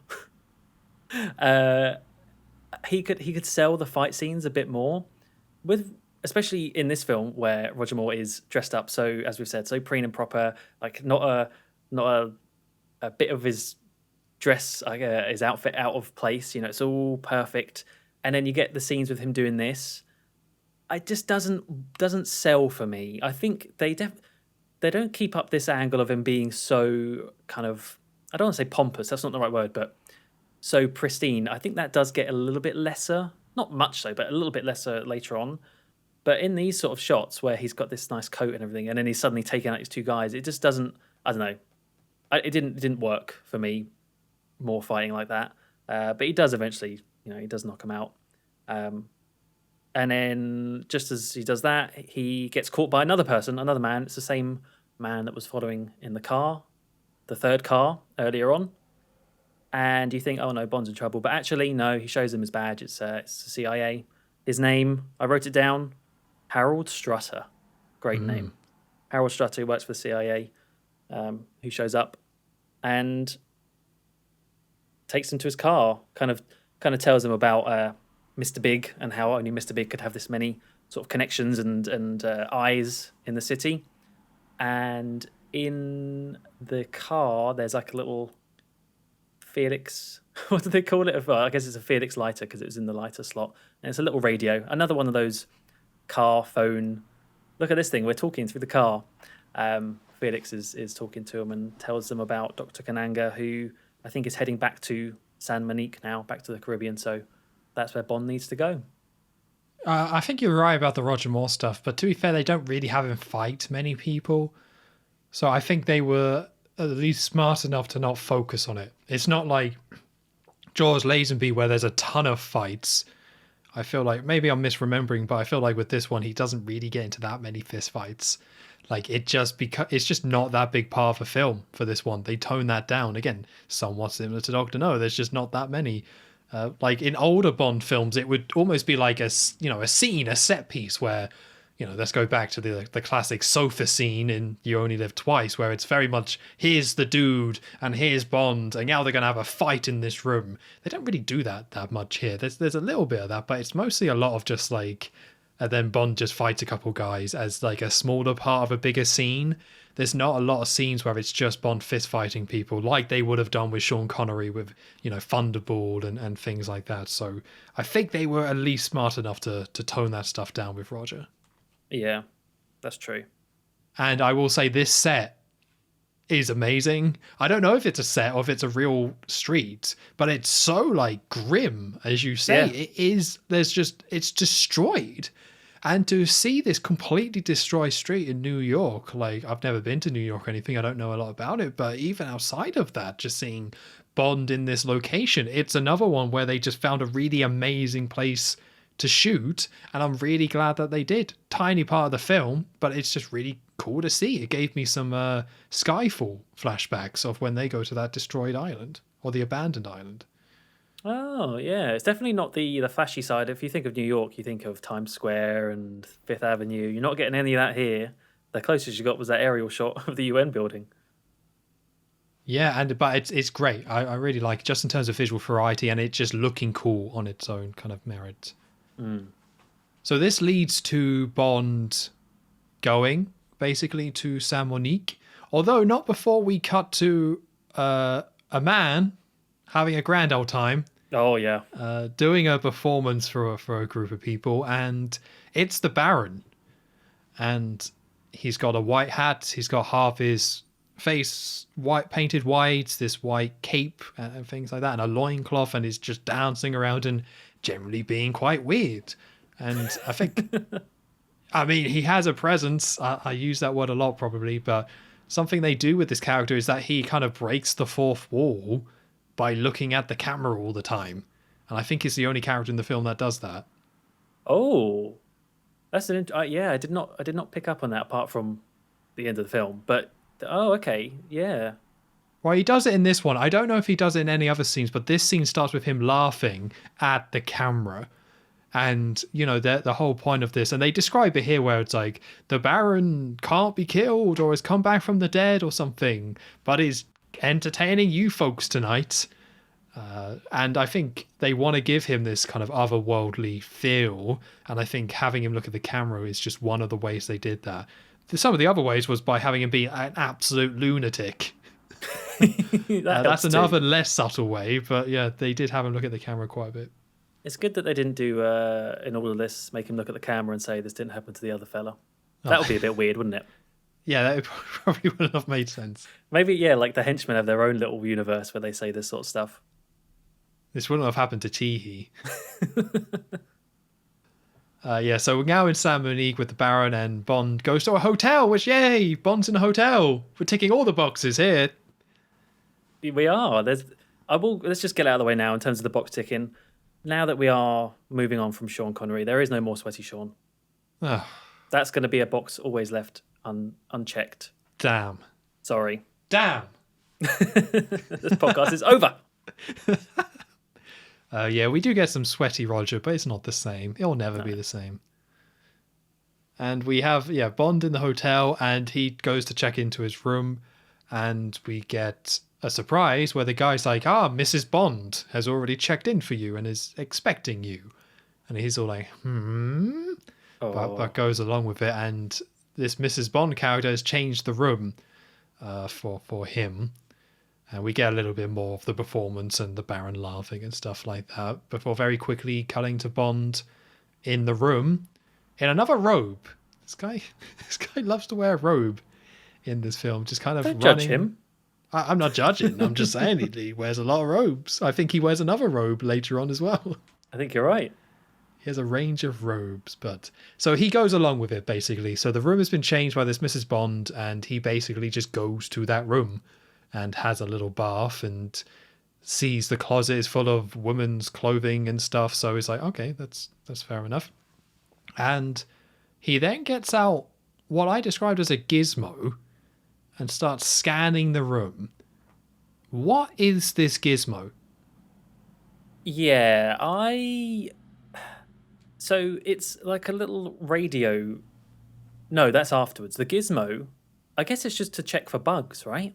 I mean, that's what he finds in the end, but they don't explain it. He just basically goes around the room with it, and like the meter changes, but I don't know what that was really in relation to. Like, I got what they were trying to do. Bond finds a bug and finds out that the room has been bugged. It's just like, it's quite poorly explained because it looks like such a generic gizmo, and it's quite poorly kind of laid out. If I'm remembering correctly, does it even do anything when does it beep or something? Or I don't think it beeps. There is a light on it, but I don't know if that really synced up with when he found something. okay, yeah, but, not Q's best, not his best work. He was like, "You gotta watch. I also did this beeping thing sometimes. You'll figure it out." I'm busy. That'll do. Yeah, busy man, that Q. I'm not showing up for this film anyway. They can't trace it back to me, but this is when it kind of struck me again. You know, we've already mentioned the Doctor No comparisons, and we're probably going to say again, but this is another one where it felt straight from Doctor No. This is a very kind of slow scene of Bond checking the hotel room, just like he would have done in the older films, and he finds a bug, but it's all quite... I put reserved, which seems very odd considering how this all started with the Baron laughing at the camera. But if you take the voodoo stuff out of it, which is a big part of the film, this is arguably maybe even more reserved than Doctor No was. It's quite slow, I think. Yes. Because it doesn't have the... I don't know. I think with Doctor No, what Bond eventually does, you know, with the hairs and all that sort of stuff, and linked to that seems just a little bit more classier. I don't know the right word, but in this one, Bond's just waving his arm around in the room. It's not the most visually interesting thing. Yeah, and I think comparing this to Doctor No again, like it has the similar sort of pacing, but this film is an hour and 20 minutes, I believe. Like it's 2 hours, which is the same length basically as Diamonds Are Forever, where Doctor No being the first one was a shorter film. Yeah. So Doctor No kind of got away with some of this stuff because it was shorter in the first one and things like that. This one is still trying to be that big 2-hour Bond adventure, but it's paced in a lot of places, and a lot of the action scenes and kind of these sort of smaller set pieces play out in the same way that film did. And I wouldn't say it dragged, but it definitely felt slow and dragged in some places. Mm-hmm. Yeah, I'd agree. But this leads him to him finding a bug, which he doesn't touch, but he does call room service to order a bottle of champagne. Not quite sure why. I don't know if he genuinely just wanted a drink because he's an alcoholic. Probably. Or if it was some sort of like, I'll have someone from room service show up just to kind of, as a, I don't know, a safety net or something, just to have somebody else come into this room now that I know it's bugged. I think I might be twisting things a bit, but I think he probably just wanted a drink. He just wanted that Bollinger. Yeah, wires on like abroad and on the company card. Yeah. Let's get a bottle of champagne for me. Oh yeah. But he then uses this scrubber. I described it as a scrubber. It's like a brush, which this is the second gizmo, which has a little antenna on it, and then like turns it up. What was he doing? So I was equally as flummoxed by this gadget because it looks like a radio, right? Because it's a little antenna and he's pointing it out the window. And so I guess the point is that he was going to maybe use it to speak, but then he realized the room is bugged. So then he uses it for Morse code instead. But I don't know who he's exactly. I don't know who he's sending Morse code to, unless it's Felix. The only explanation I had for all this wasn't the Morse code thing, but that might be what it is. Is that he was just kind of blocking this, like sending a signal through that to block it, jam it. Oh, maybe like he was jamming the signal with it, because you hear this noise that starts playing, and I think it was jamming the signal, but he just doesn't. You just get no explanations. He just pulls out these really generic looking weird things, and you're kind of just supposed to go with it. Yeah, I'm not a big fan of how they handle gadgets in this film, to be honest with you. Especially later on, there's a glaring one. But even in these scenes, I don't mind some gadgets not being explained. I think we might have even praised that previously. But sometimes there does need to be something. They can't just come out of nowhere constantly in this scene. So I shouldn't be watching a scene and then kind of overthinking what he's doing, which is what I was, because he's like, what is this? Who is he doing that to? Is that a message? Is he jamming? What's going on? It just wasn't clear, which means that it wasn't very impressive or all that kind of interesting from that spy kind of angle. Like, this is another scene and where you could kind of just cut it almost. Like, just cut these two things and you would lose nothing, really. Just have Bond find the bug in the bed, and that's all you needed. Like, he could have just found it by himself and just left it at that. Yeah, totally.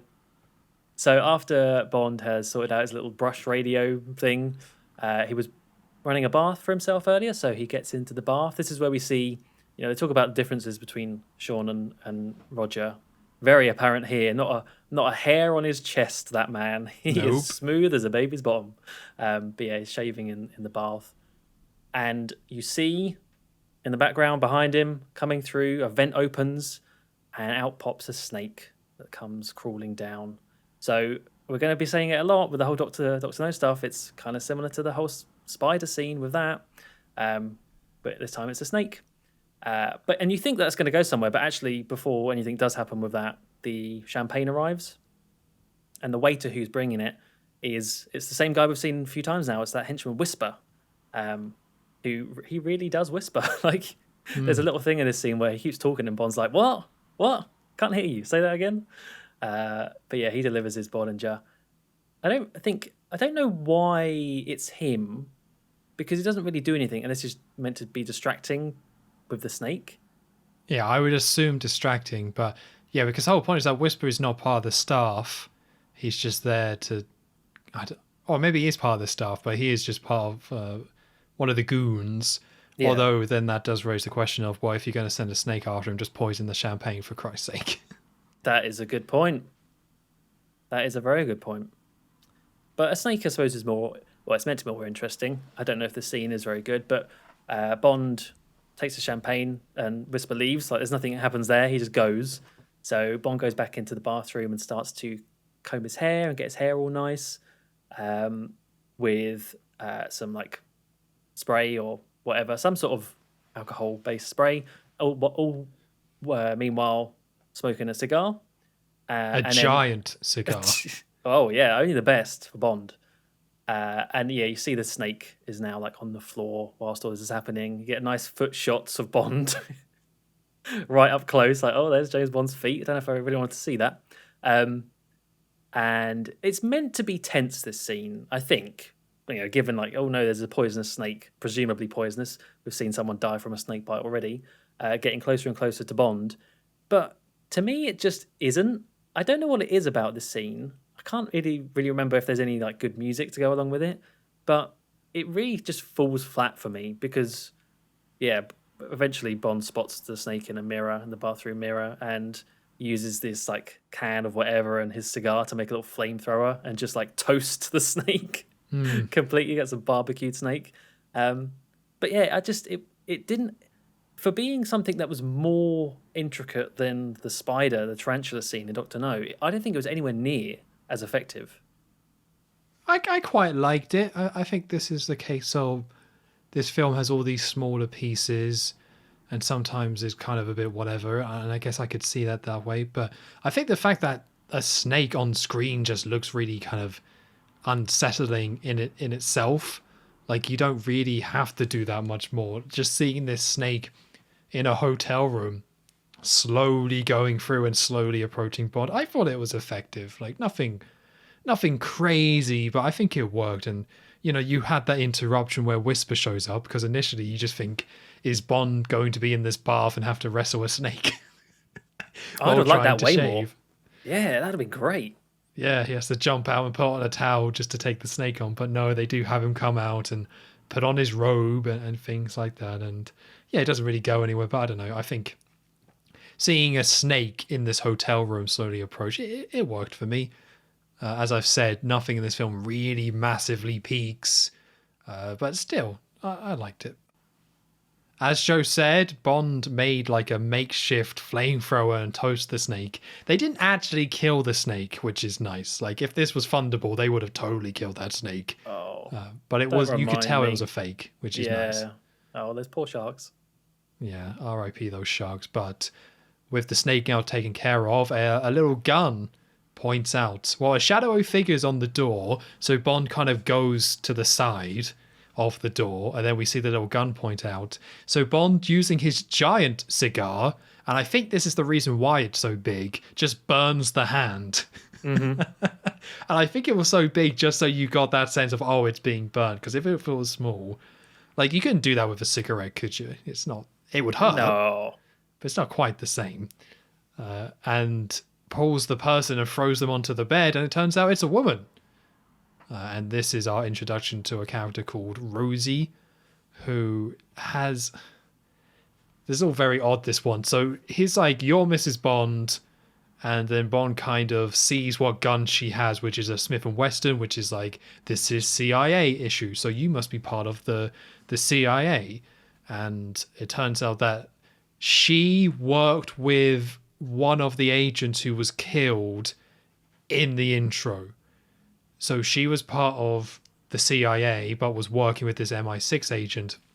And basically, she's here to assist Bond and kind of lead Bond to where this other agent was killed, basically, and kind of give him that info. And after that kind of explanation and stuff, she goes into the bathroom and screams because she sees a snake. And her screaming is something that happens quite a bit. So I guess strap in for that, I'm afraid. Yep. But we do get a lot of one-liners from Bond, and this one's so silly, like so unnecessary. Like, they basically had to come up with a line for Bond to say about there being a snake in there, and I think there's quite a lot of ways you could have gone with the hissing sound or slithering or something. There's quite a lot of ways, but instead have Bond say, "Oh, I should have told you. You should never go in there without a mongoose." Wow, that's a zinger there. It's such a long way to go. Like, I get it. It makes sense, but it's just like, is that really? We haven't had any snakes before. And the Bond writers was like, we need something with a snake. Ah, mongoose. Okay. Yeah. Not all of Roger's one-liners are up there, unfortunately. I like pretty much all of them, though. Not for the same reason as like Shocking, Positively Shocking, but he just kind of delivers them he believes in them, and I can appreciate that. And even if they're bad, they never really make me groan, or if they did, it was kind of in a good way. Like, maybe it was just because it was Roger Moore that I was able to just kind of shut off my mind a bit and enjoy just these silly kind of lines. There's so many of them. I just got into the rhythm and they usually made me laugh because they're just daft. What is going on? This is like topsy-turvy, because I didn't. And, oh no, and you did. Yeah, it's like our roles are being reversed here. Yeah, that's not good. But speaking of not good, Rosie then starts moaning and getting all upset, where she's like, I'm useless, I can't help you. So Bond takes this opportunity to try and charm and seduce her, which she then... this doesn't really play out too well, but she then says, Felix warned me about this, and if all else fails, I'll use the cyanide pills, which I guess is kind of funny with how harsh it is, but at the same time, it's oh, Jesus. What? And then this leads to her saying, I'm going to go into my room, I got separate beds, and she screams again, and we see this black hat with these like white feathers which have blood on them, which is all like, oh, it's a warning, and someone's coming to get me. Of which she then just flips and says, don't leave me alone tonight, James, and falls into his arms, and I think it's implied that they do sleep together. And that's Rosie. I guess the best thing I can say about Rosie is that she's not in the film long. Yeah. Like, if she was the main Bond girl, like, oh boy, but they kind of has been doing this for a little bit now. But the last film did this as well, where they just feel this need to make the Bond girls like really dumb. And it's not that every Bond girl has been super smart, but it seems like there's been a conscious choice to have at least one Bond girl in these films be the stupid one and do stupid things. Yep. And for this film, it's very much Rosie, because she's just kind of dumb and silly and just kind of useless throughout these films. But it kind of makes me appreciate people like Honey Rider a bit more. Sure, the dubbing was bad and, the plot line didn't really kind of play out as it would, but she wasn't this level. Like, I feel like we've gotten worse with Bond girls as we've gone along. Yeah, I think so too. Like, as you say, Rosie in this film, annoying and makes silly decisions, and as you say, they've really dumbed characters like this down. And then the other Bond girl of Solitaire just doesn't do anything, full stop. It's a lose-lose situation. I just don't know what happened. It seemed like the casting has just been terrible and the characters have just been terrible. But it's like we said before with the Thunderball stuff. Oh, can I remember her name? Oh, Oh, oh, it's not oh. Dominique, is it? No, Dominique was the other girl. Are you thinking of the? Oh, no, you are thinking about Dominique. Yeah, yeah, The yeah, yeah. sister. Yes, you are right. Yeah. Yeah, so she wasn't in it a massive amount, and it wasn't that she was super smart, but she just had this nice little arc that kind of played out. And it's not like they were like massively in love or anything, but it was fine. But they just stripped this all back and just hired just well, they're bimbos. I think Bond bimbos is what we've now got because there's just Bonbos. no attempt for this stuff. No. Like there's a little bit of a storyline with Solitaire here, which we'll talk about, but it's odd that they went worse with this rather than better. Like I don't know if they just gave up or what, but Rosie's awful, Solitaire's awful. The Bond girls in general in this film just terrible, absolutely terrible. Sad situation. Hopefully, I mean, I don't want to jump ahead to films, but I hope it doesn't. I'm trying to think of when we might get a decent Bond girl again. Hopefully soon. So the next morning, Bond goes out onto like the balcony section for some breakfast at the hotel, and we just need to say this right now: what on earth is he wearing? You must have questioned his outfit choice here. Oh yeah. Like this is supposed to be what the hot weather Bond casual wear. Yep. It's like this baby blue. Oh, it's wearing like a white vest underneath and this like baby blue outfit on top. It's really like, kind of. Is it denim? I think so. It looks like denim, but it doesn't look like jeans or anything because, like you say, it's baby blue top jacket thing over a vest and then baby blue matching. Again, I don't think they're jeans, but it has a denim feel.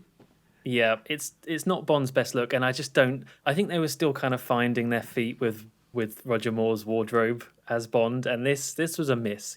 He can put off the nice long blue fluffy coats and the gloves. This not so much. But anyway, he has a little bit of breakfast and grabs one of the napkins, and a tarot card falls out. I actually can't remember what the card was. Oh, I didn't write that down. I should have done. It was the Fool or the Lovers or something, one of those ones that falls out. But basically the idea being that they are being watched still, and yeah, that's it. He tells Rosie to get ready, and they head off into town to go find a boat. There is a quick scene of Bond nipping into a tarot card shop though, which at first I didn't really pay much attention to, but later on in the film you realise what he's actually doing in this scene, which I'm kind of glad that they at least went to the effort of showing how he got the thing that he uses later on from this shop. But yeah, they head to the harbour area and hire a boat out. Well, I say hire a boat out, but I mean they go to find not just anyone, it's Quarrel, or Quarrel Jr. So Quarrel Jr. There you go, the connection stronger than ever. We're getting Quarrel's son, who is also a fisherman boatman. What's the right term? No, fisherman boatman, I think it was. Fisherman boatman, yes. And yeah, he's there with his boat to take them to. I don't know where they're going. They're going. All right, they're going to where the agent died, of course. Yeah, because that's what Rose is meant to be pointing them towards. So yeah, they head off on the boat. Bond is there doing a bit of fishing off the side of it, still in his lovely baby blue outfit. And Rosie asked if she can go get changed somewhere. So she goes down into the lower part of the boat. And whilst under there, did you notice that there's just straight up nudity on the wall in this scene? I guess it wasn't visible in the lower definitions, but in Blu-ray you can quite clearly see some stuff pinned to the wall, which I thought was quite funny for being a PG film. Oh, I didn't see that, but yeah, next time. It's just right there. But yeah, she puts something on a hook, which reveals this little section with some gadgets and a gun and stuff like that. So she's suspicious immediately of being in a bad spot. So she heads up, points a gun at Quarrel, thinking that he's a bad guy, and then they just obviously treat her like she's an idiot, and reveal that it's Quarrel Jr. and they know him and all this sort of stuff. It's just Rosie annoys me as a character, but I also feel kind of bad for her. Like, she's quite a sad character because she's just so pathetic. Like, no one treats her with any sort of respect. Just laughing at her and like, there, darling, patting her sort of thing. More and more darlings. Yeah, she doesn't really get much time to have any sort of character in this film, but the characterization she does have really just sad. I don't know about you. I just really thought it was quite a sad and depressing character ultimately. It just should have been cut. It's just another thing in the film. Like, this character just didn't need to exist. Like, Bond could have found out some other way and could have got to the island himself and just explored, but like, she's so just aside. But yeah, I guess you're meant to laugh at this stuff, but having Bond be like, as I was saying, she's a useless agent who doesn't even have the safety catch off the gun. Yeah. It's just like, am I meant to laugh at that? Like, just don't have her in the film then. Get rid of her. So she points out where to go to. They spot this house on the hill, and apparently that's where Kananga's women live, up in the mountains. But yeah, she points out where they need to go find out where the agent died. And yeah, I guess we got to say with Quarrel, another Doctor No reference. Let's get that written down. And my understanding of this is that because Live and Let Die was the second book and Doctor No was the sixth book, Quarrel was in both books as the same character. But because in the books he dies in Doctor No, and in Live and Let Die, which the films hadn't done yet, he's obviously still alive and it's just an ally of Bond, they kind of needed to bring him back but give an explanation to why he's not dead. So just like, it's Quarrel Jr. Yeah, it doesn't really make much sense, but you just go with it, I suppose. No, like, it's nice that they say that, but like, I mean, just to sum up this character, he's so whatever. Like, he's just the guy that helps Bond, and that's it. So it's kind of a shame that they associate Quarrel with it, where Quarrel had a little bit more of a personality and kind of was along for the ride a bit. But Quarrel, the fact that Felix is in this film and stuff, like, Quarrel's just there. It's a nice callback, but kind of a pointless one. Yeah, it doesn't have very many lines at all. But this leads to Solitaire giving a reading. And basically she's, I believe, on the phone to Kananga and giving him all the latest, basically reading the future and reading what's going on. And at some point during this, she pulls the lover's card and gets all like, oh, the lover's card. And she lies to Kananga by saying it's death, or basically he's like, is it the death card? And she says yes. So basically just lied to the guy about what's going to happen. And yeah, then this goes for like, I think Kananga then mentions Rosie. So it's kind of said here that Rosie is actually working for him and is leading Bond into a trap. And Kananga is just like, no bodies, no trace or anything like that. So he's just saying like, yeah, kill Bond off, get rid of him. And we find out that Rosie's kind of in on all this and actually leading Bond to Kananga's men to be killed. Yeah, it says like, well, Rosie's being more efficient than I thought, which I guess maybe you could give her a little bit of a break there because well, no, that's not true. I was going to say maybe she's acting up being dumb, but actually later on when all is revealed, she's still like that. So no, never mind. I take that back. Sorry, Rosie. Sorry, you are still dumb. Don't worry. Yeah. So after Solitaire and Kananga are on the phone, it cuts back to Bond and Rosie, who are now on the island driving, and having given we've just found out that Rosie is actually working for Kananga, we sort of see Bond start to suspect this because she's giving wrong, kind of conflicting information about where the agent died previously. So at one point she says up on the hills, but then she says, oh, actually, no, we need to go this way down this path. So Bond starts to think something's off. So instead he says, let's go for a picnic. Who needs to investigate and do our job? Let's just go for a nice little picnic. They end up in this little spot. They sleep together, and then this is where it all going to come. It all comes out that he realizes that something is off. So he pulls a gun on Rosie and threatens her. Tell me what's going on. And she's saying that if she does, then she's going to be killed by Kananga. So this is where I was saying, like, it's just ultimately a very sad character because you can see there's the conflict going on. I think there could have been something quite good in this situation of the that Bond girl working for both sides and trying to work out what to do, but that doesn't really happen because instead she just runs off. So she doesn't tell Bond anything really. She just runs off into the trees, into the forest, where all of these kind of voodoo skull head things are littered around. Yeah, I went with coconut scarecrows. Coconut scarecrows, yeah, I like that. Yeah, there's loads of those all around. Bond chases her for a bit, but then she just very quickly gets shot by one of these coconut scarecrows that has a gun coming out of its mouth, and that's it. She's gone. Yeah, Goodbye. that is it, right? Like, Yeah, we never that's it. hear about her again. She's dead. How the rest of the film can continue. Yeah, so it's a very, very big waste. A waste of something that could have been maybe interesting. So I think you were right in saying that should have just been cut altogether. But we do get the first look at the coconut scarecrows, which I do, on a positive note, I do really like.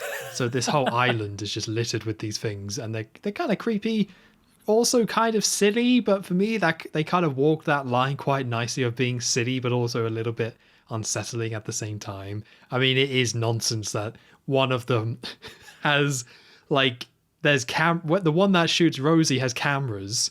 But rather than just having one camera, as you would, it has two cameras to represent its eyes, which is so unnecessary. Like, what is supposed to be happening there? It's a camera. You don't need two of them. But no, they wanted to show it's got eyes, so they give it two. So yeah, again, for me, like just the right balance of silly, but also being a little bit off-putting. I love how this scene, Rosie, she dies, and you're like, yeah, but how about those scarecrows? What's going on with those scarecrows, guys? Well, they have more significance to the plot than Rosie did. That's actually very true. Yeah. And because Rosie has been killed, or they decide to kill Rosie, because I think they find out Bond knows, or she's failed, so they say, let's get rid of her. And we cut to Kananga asking Solitaire, God, these names are nonsense, what happened? What went wrong? You said this was all going to go down, this was all going to be fine, and the trap was set. And she tries to cover for herself by saying the death card must have meant the death of the girl, death of Rosie, rather than the death of Bond. And then we get kind of a little bit of a hint of what's going on here, where it's like, your mother used to have the power and worked for me, but now she's gone and lost the power, and you work for me instead. And I guess it's a good time to talk about Kananga overall. And we have actually seen him a decent amount in this film. We do get a decent amount of scenes for this.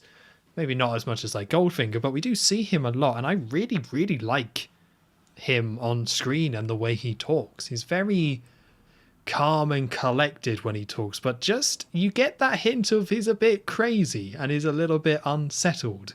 But he's clearly kind of like a smart man with the way he has his operation and stuff and everything he's kind of thinking about. But throughout all these scenes, there's kind of like, yeah, like there is this kind of conflict which we find out what's going on there. But yeah, he's like calm and cool, but it feels like he might pop. And sometimes, like during this one, he does get quite threatening, but he's mostly quite soft-spoken. And, you know, we've had villains who are kind of more soft-spoken and quieter, but he kind of does his own version. And I was kind of surprised how much I liked Kananga as a villain in this film by the time I got to the end of it.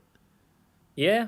The sad thing is, so one of the reasons why I put this as number 4 of my worst Bond films is because I know what eventually happens to this character in the ending, and I always kind of just brushed it aside because of that. But watching this now, I agree. I think he is actually quite a good villain, and I think they do toe that line of having, he's not this maniacal, crazy man, but he's also not. They could go then the other way and have that quiet character that is kind of like creepily quiet, almost how like the Blofeld was talking in You Only Live Twice sort of thing, like kind of like too far into subdued. Whereas I think this is just right in that he speaks normally. Like he's not putting on this crazy voice like, oh, I'm a villain sort of thing. Oh, he speaks normally, but it is still that kind of very soft-spoken, hushed tone, which then does make when he does burst more effective in comparison. I wish that there was more of him in the film, and especially at the end, I wish there was more of him. But for someone that's not got like a big, it's not got like anything really obvious in terms of visually. He's not got like a trope in that regard.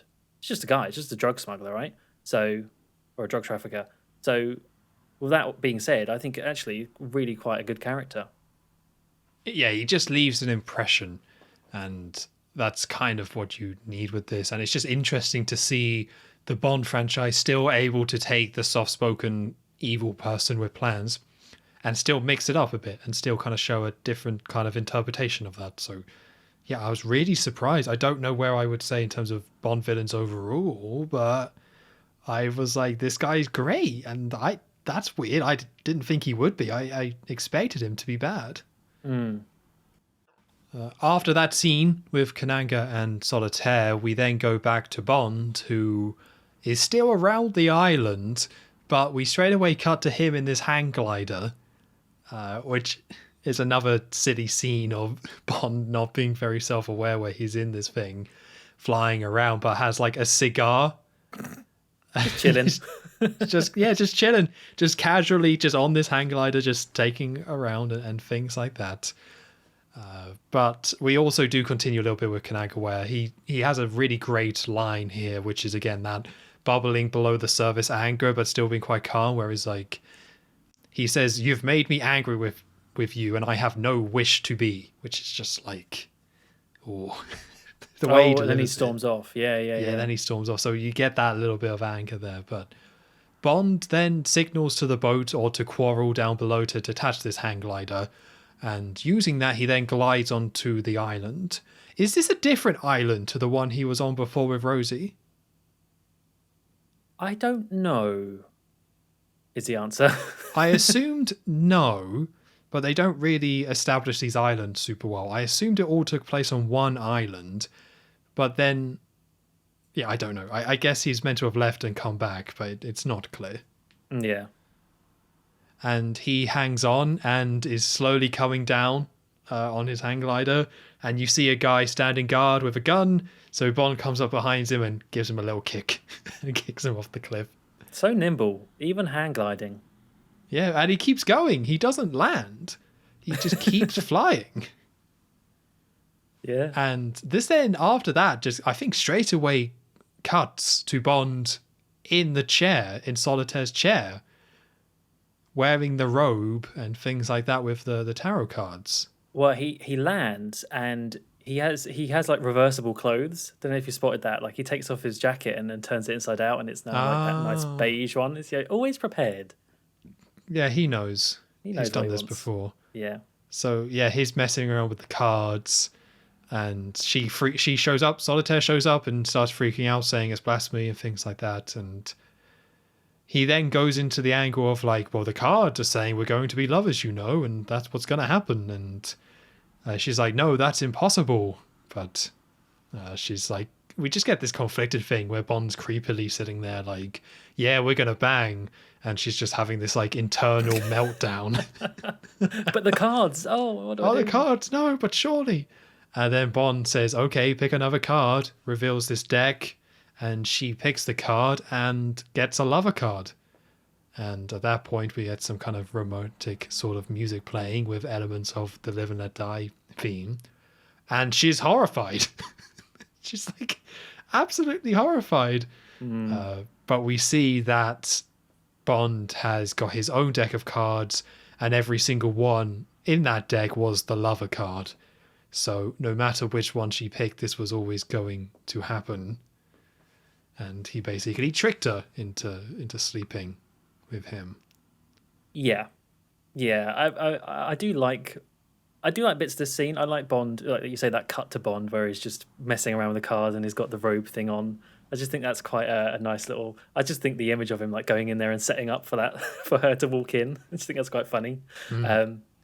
And yeah, like it's. This is like where that whole element of what I was talking about earlier between him and Solitaire and the manipulation, and it's like, well, if he's an agent doing a job, he needs to be getting more information about Kananga. So I understand that's why he's going down this avenue, but it still feels really off, the way they do it. And because I like the idea of the whole voodoo and the cards, and the cards are dictating this, so this must be what happens. Like, we don't really get supernatural stuff in Bond, ever, right? This is like one of the very few exceptions of this sort of thing. So I like that, but I just think what it leads to with Solitaire and having this power, which is, we find out, linked to her virginity, it's just feels odd, and I just don't like. I think it could have been done without this, to be honest with you. They just spent so much time on it. Like, we got quite a long scene here with this one and the next one, and I think we should probably get through it quite quick because it's just kind of uncomfortable and odd, where we just get a lot of stuff of her being like horrified and miserable. Yeah. Because then it cuts to that they do sleep together and they're both just in bed, and she's like, it's finally happened. My whole life has been ruined. And Roger Moore's like, cheer up, darling. It's like, everyone Come on now, darling. has their first time, darling. And apparently the virginity is tied to her power. So whenever these, there's like this lineage of women, because they talk about her grandparents and stuff, which also makes it creepy, talking about her mum and stuff. I think also gives another angle of her being young. But yeah, it turns out that whenever they lose their virginity, then they lose the power to see the future. Yeah. So Bond's just there. Again, this is where it kind of goes against Roger Moore and Bond, where he's just not reacting to anything, because it's like, this is kind of uncomfortable. Like, you just slept with her and now she's lost the power and freaking out. And they do kind of give an explanation of where, like, he does confess, like, oh, I rigged the deck. But she says it doesn't matter. Like, whatever card is drawn, that's what kind of needs to happen. So it doesn't matter if it's rigged, apparently, or stacked in his favor. Yeah. But yeah, this is all just so, like you say, like, I didn't get too creepy vibes earlier, but this is just so uncomfortable. And they just spent ages talking about this woman's virginity, and Roger Moore just there, stone-faced. Just like, rolling his eyes. He just doesn't care. It's just too much, and I didn't enjoy this storyline. No, they do this whole thing as well about lovers' lessons, and I can't really remember the exact like dialogue that leads into it, but they end up sleeping together again as well. It's just, yeah, I don't know. Yeah, I don't get the end of that scene, because again, she is horrified, and maybe some of this is the actress and stuff, because I do think she's terrible. But yeah, then we're supposed to buy that they sleep together again. So I guess the filmmakers saw this as just being like another Bond girl, and she's kind of treated that way. But like, the storyline doesn't match that at all. It's like, literally, she lost her virginity to Bond in a film. And I think Bond taking someone's virginity is just kind of gross with what he's supposed to be about. Yep, I agree. But this ends on him saying, no sense going up half-cocked. And then they sleep together again. I forgot that line, yeah. Yeah, they're a very clever Bond. Very good. Maybe that was the one I didn't like. I liked most of these, but I think that would probably be my least favourite one due to the context. Yeah, that's fair.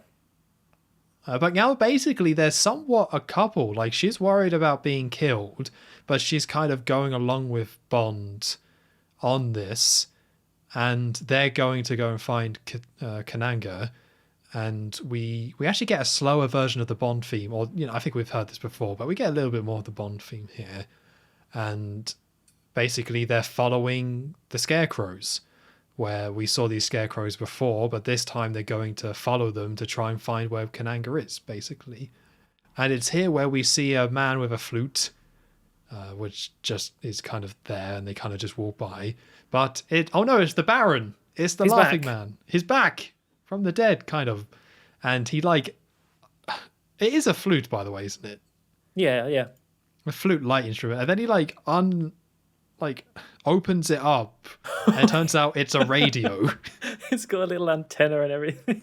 Yeah, I don't know how it worked as a flute and it's also a radio. I don't think that makes any sense. But yeah, he reports it in and says it's going to be a beautiful day or something like that. And yeah, this is where Kananga then says, if you find Bond, kill him, but we need her alive. Yeah. Yeah, so then Bond is following the scarecrows and then cuts into a field which is covered with nets. And I completely missed this plot point at this point, where the whole idea is that this is all about drug smuggling, and what he is in a poppy field which they are growing for heroin, basically. Like, he's dealing in heroin, and this poppy field is that. I didn't pick up on that. I was just like, this is an odd field with a lot of nets. Yeah. Because I don't think he explicitly says, oh, this is a poppy field, it must be heroin. I think that line's not in there, or I just missed it. No, I don't think it is. I think it's only later on you find out about the whole field and the plan. I was the same. I was like, what's the field's all about? And then before that, before I had time to think, then they start getting shot at by a helicopter. So, yeah. Yeah, I think you are supposed to recognize it, though, or at least recognize some sort of drug thing. Maybe not a poppy field, but something. Like, I think you're supposed to be, he is growing something on this island. But to me, I was just like, oh, it's just shady. You just want a bit of shade, right? With those nets. Yeah, and he just wants some peace and quiet away from the rest of the island. That's why he's put the scarecrows up. That's nothing wrong to with hide. that. No, it's fine. But yeah, as you say, a helicopter then shows up and just starts shooting at them, only to then like instantly lose them because they're hiding underneath the nets. So I don't quite get the point in the helicopter because it's so this doesn't lead to a chase. This is just a helicopter comes, shoots at them a bit, they hide, and the helicopter's just like whatever and gives up. Kananga then just says we need to kill Bond, and then we cut away from this whole scene. That's true, yeah, because the next scene is like in a town or somewhere. Yeah. Yeah, I didn't actually. In my head, I was like, oh, well, the helicopter must do connect the scene somehow, but no, it doesn't. It just flies off. But it's another one where it's like not an action scene or anything, but it's like the hints at it that they drop in there. But normally, if it was an older Bond film, you would get a helicopter chase scene similar to From Russia with Love or something. But no, it's just a helicopter that shoots a Bond and they get away. Well done. Now that's a half-cocked scene right there. Away. Hey. Oh, it's just a load of poppycock. Oh, poppy half-cock. We're lucky we don't monetize these because we're seeing, guys, in your stats, you've said said a certain C word a lot of times. The kiddie winks aren't gonna like that. Oh, it's fine. We'll just censor it. We'll beep it. Could you imagine just start having these podcasts full of like censoring? Like, what on earth are we saying? That'd be horrible. That'd be terrible. So as we say, the helicopter just flies off and the scene moves on, and Bond and Solitaire are in sort of like a little town village area. Kananga's already told all of his connections to get rid of Bond but make sure the girl stays alive. So we see people keeping an eye on them, like some police on some bikes, and I think there was some police in some cars as well. So they're being watched, they're being trailed. So what they do instead is they hop on a bus. There's just this empty bus in town where Solitaire goes and sits at the back, and Bond sneaks up to the front and starts to drive off. And we get a bus chase with the bus and all the police cars and stuff following behind it. I really don't have much to say about this police chase because I found it incredibly dull. And that's two reasons. Two reasons. Number one, there is no music for a long time. The music does eventually kick in, but for like half of this chase scene, it's just the sounds of like the motors of the engines, which kind of worked maybe for Diamonds Are Forever, where it was the humor element of the sound of the revving engines and then the moon buggy. This is just, it's not that. It's not got anything like that. It's just sounds of vehicles, and it makes it feel incredibly slow. Like, you realize how much you need music to pick up an action scene sometimes, and this is one of them. But also, the second reason why I don't really like this chase scene, and it's sort of, this happens a lot throughout the film in general, is the enemies, the police in this case, they just take themselves out so stupidly. There's no interesting ways that Bond gets out of situations or anything in this bus. They just drive off ramps, or they just bang into things. It's like there's nothing creative about how they like choreograph this action scene. The most interesting thing is that, and this is where the music I think starts playing, is that Bond and Solitaire in the bus, they realize there's a bridge coming up, and it's like a low bridge. So he just plows on through it and chops off the top half of the bus, which I think that like lands on one of the police cars and they drive into some water. But apart from that, like nothing really happens too much in this scene. At the end, they just get away and get back onto the boat with Coral. It's just a bit lame. I felt a bit more positive about it, which is interesting because I was moaning about the exact same thing about people taking each other out or taking themselves out so easily and that being lame in Diamonds Are Forever. And now, as you say, we're in the next film and the same thing does happen, and it is a trope I don't really like at all. But I think for me, what saves it is I like the visual of this old blue bus driving and going really quick. And that moment of the bridge I really do like it. It is really cool to see Bond just seeing this bridge. And I think they were like, we got him. Just to have it completely taken off and then perfectly land on the car. I thought that was a really cool moment. But you're right, there's no real sense of chase here. But I think for me, the visual of Bond driving this bus and having that bus get kind of like chopped in half and then he still kind of keeps on driving it was enough for me to say, like, I like it. And compared to some other films or other chases in the rest of the film, this one's at least a lot shorter and to the point, where you just get the cars chasing, they crash, Bond then goes under the bridge and then eventually gets away. So it didn't overstay its welcome for me. And I think the bus visually was enough that I would overall say I liked it. I enjoyed it. Okay, yeah, fair enough. But like you say, they get to the dock and just leave. And then Kananga hears the news. And all right, let me try and put this all together, because this is when I think Bond says, it's poppy field, so it's all like heroin smuggling. And Yeah. Bond is with Solitaire and hugging, and she's all worried about being killed. And Bond says, I'll tell Felix what's going on, because all it is heroin smuggling, so nothing to do with me, but we can go anywhere, me and you. We can go anywhere together, and Felix will go and take care of this. So Bond arranges Quarrel to contact Felix for them to kind of meet in New Orleans. So we've now done New York from the opening scene. We've now done a little bit on San Monique. And now we're going to New Orleans afterwards. We are actually going to all three of the places we saw in the intro, which I think I mentioned this at the time, but I think that's really cool. I think that's a really cool way of doing it. I don't know I don't know what the reason is for it being New Orleans. I think they're just close. But yeah, that is the plan for Bond to meet up with Felix and completely hand over the case. It is funny though, because I'm not wrong in thinking that New Orleans was the one in Thunderball as well, right? Because don't they have the big? It's like Mardi Gras. They're the same. I thought that was at the Bahamas though, like on the island. Oh, okay.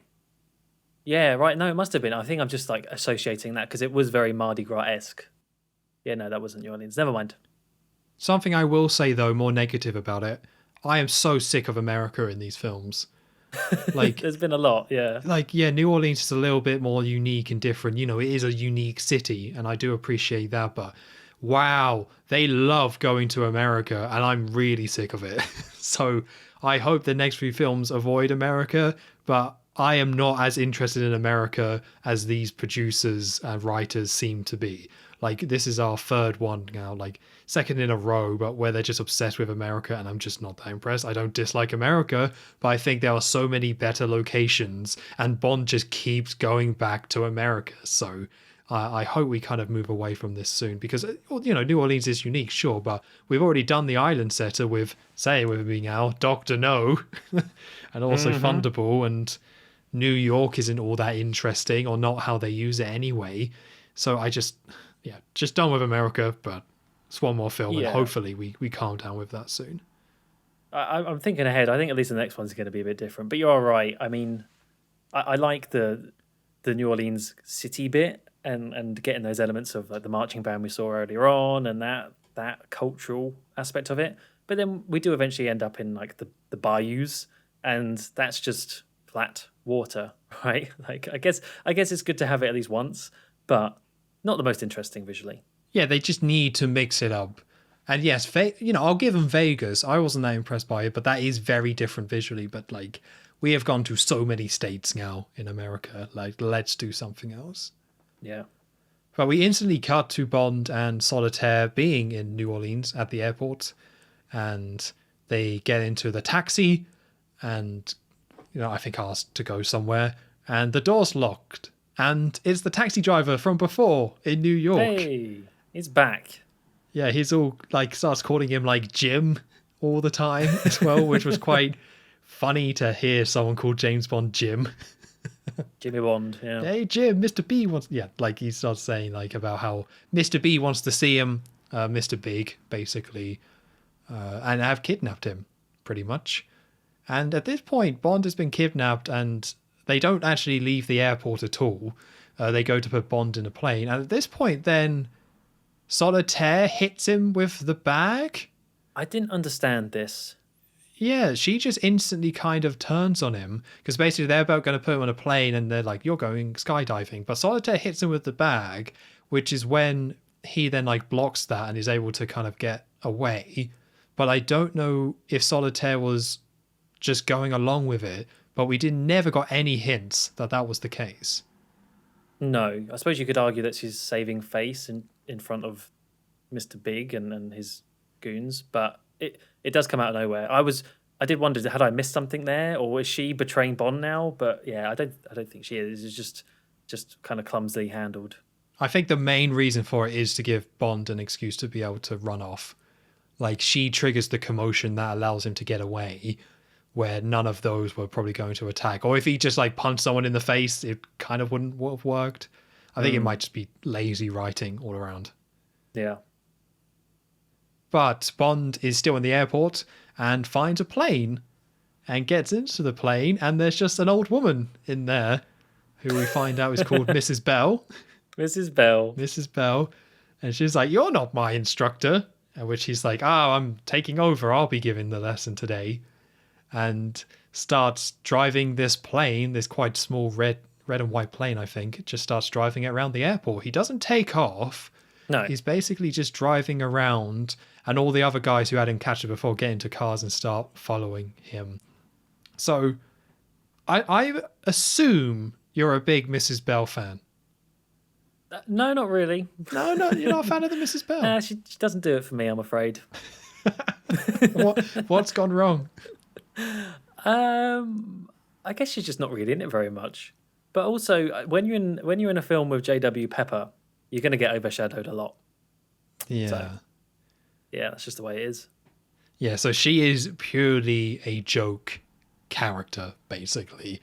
The idea that Bond is in this plane driving around trying to escape, and she's just there kind of going along with it and not really knowing what's going on, which I didn't mind her, I think going by the last review, you might think she was quite great, or I didn't like her, but honestly, I think it's so clearly a comedy scene, and I think the setup of Bond driving this plane around, and she doesn't really speak that much, really. It's kind of lines here and there. I feel like she never really kind of distracts too much from the scene, and with how silly this kind of setup is, it does kind of work for me.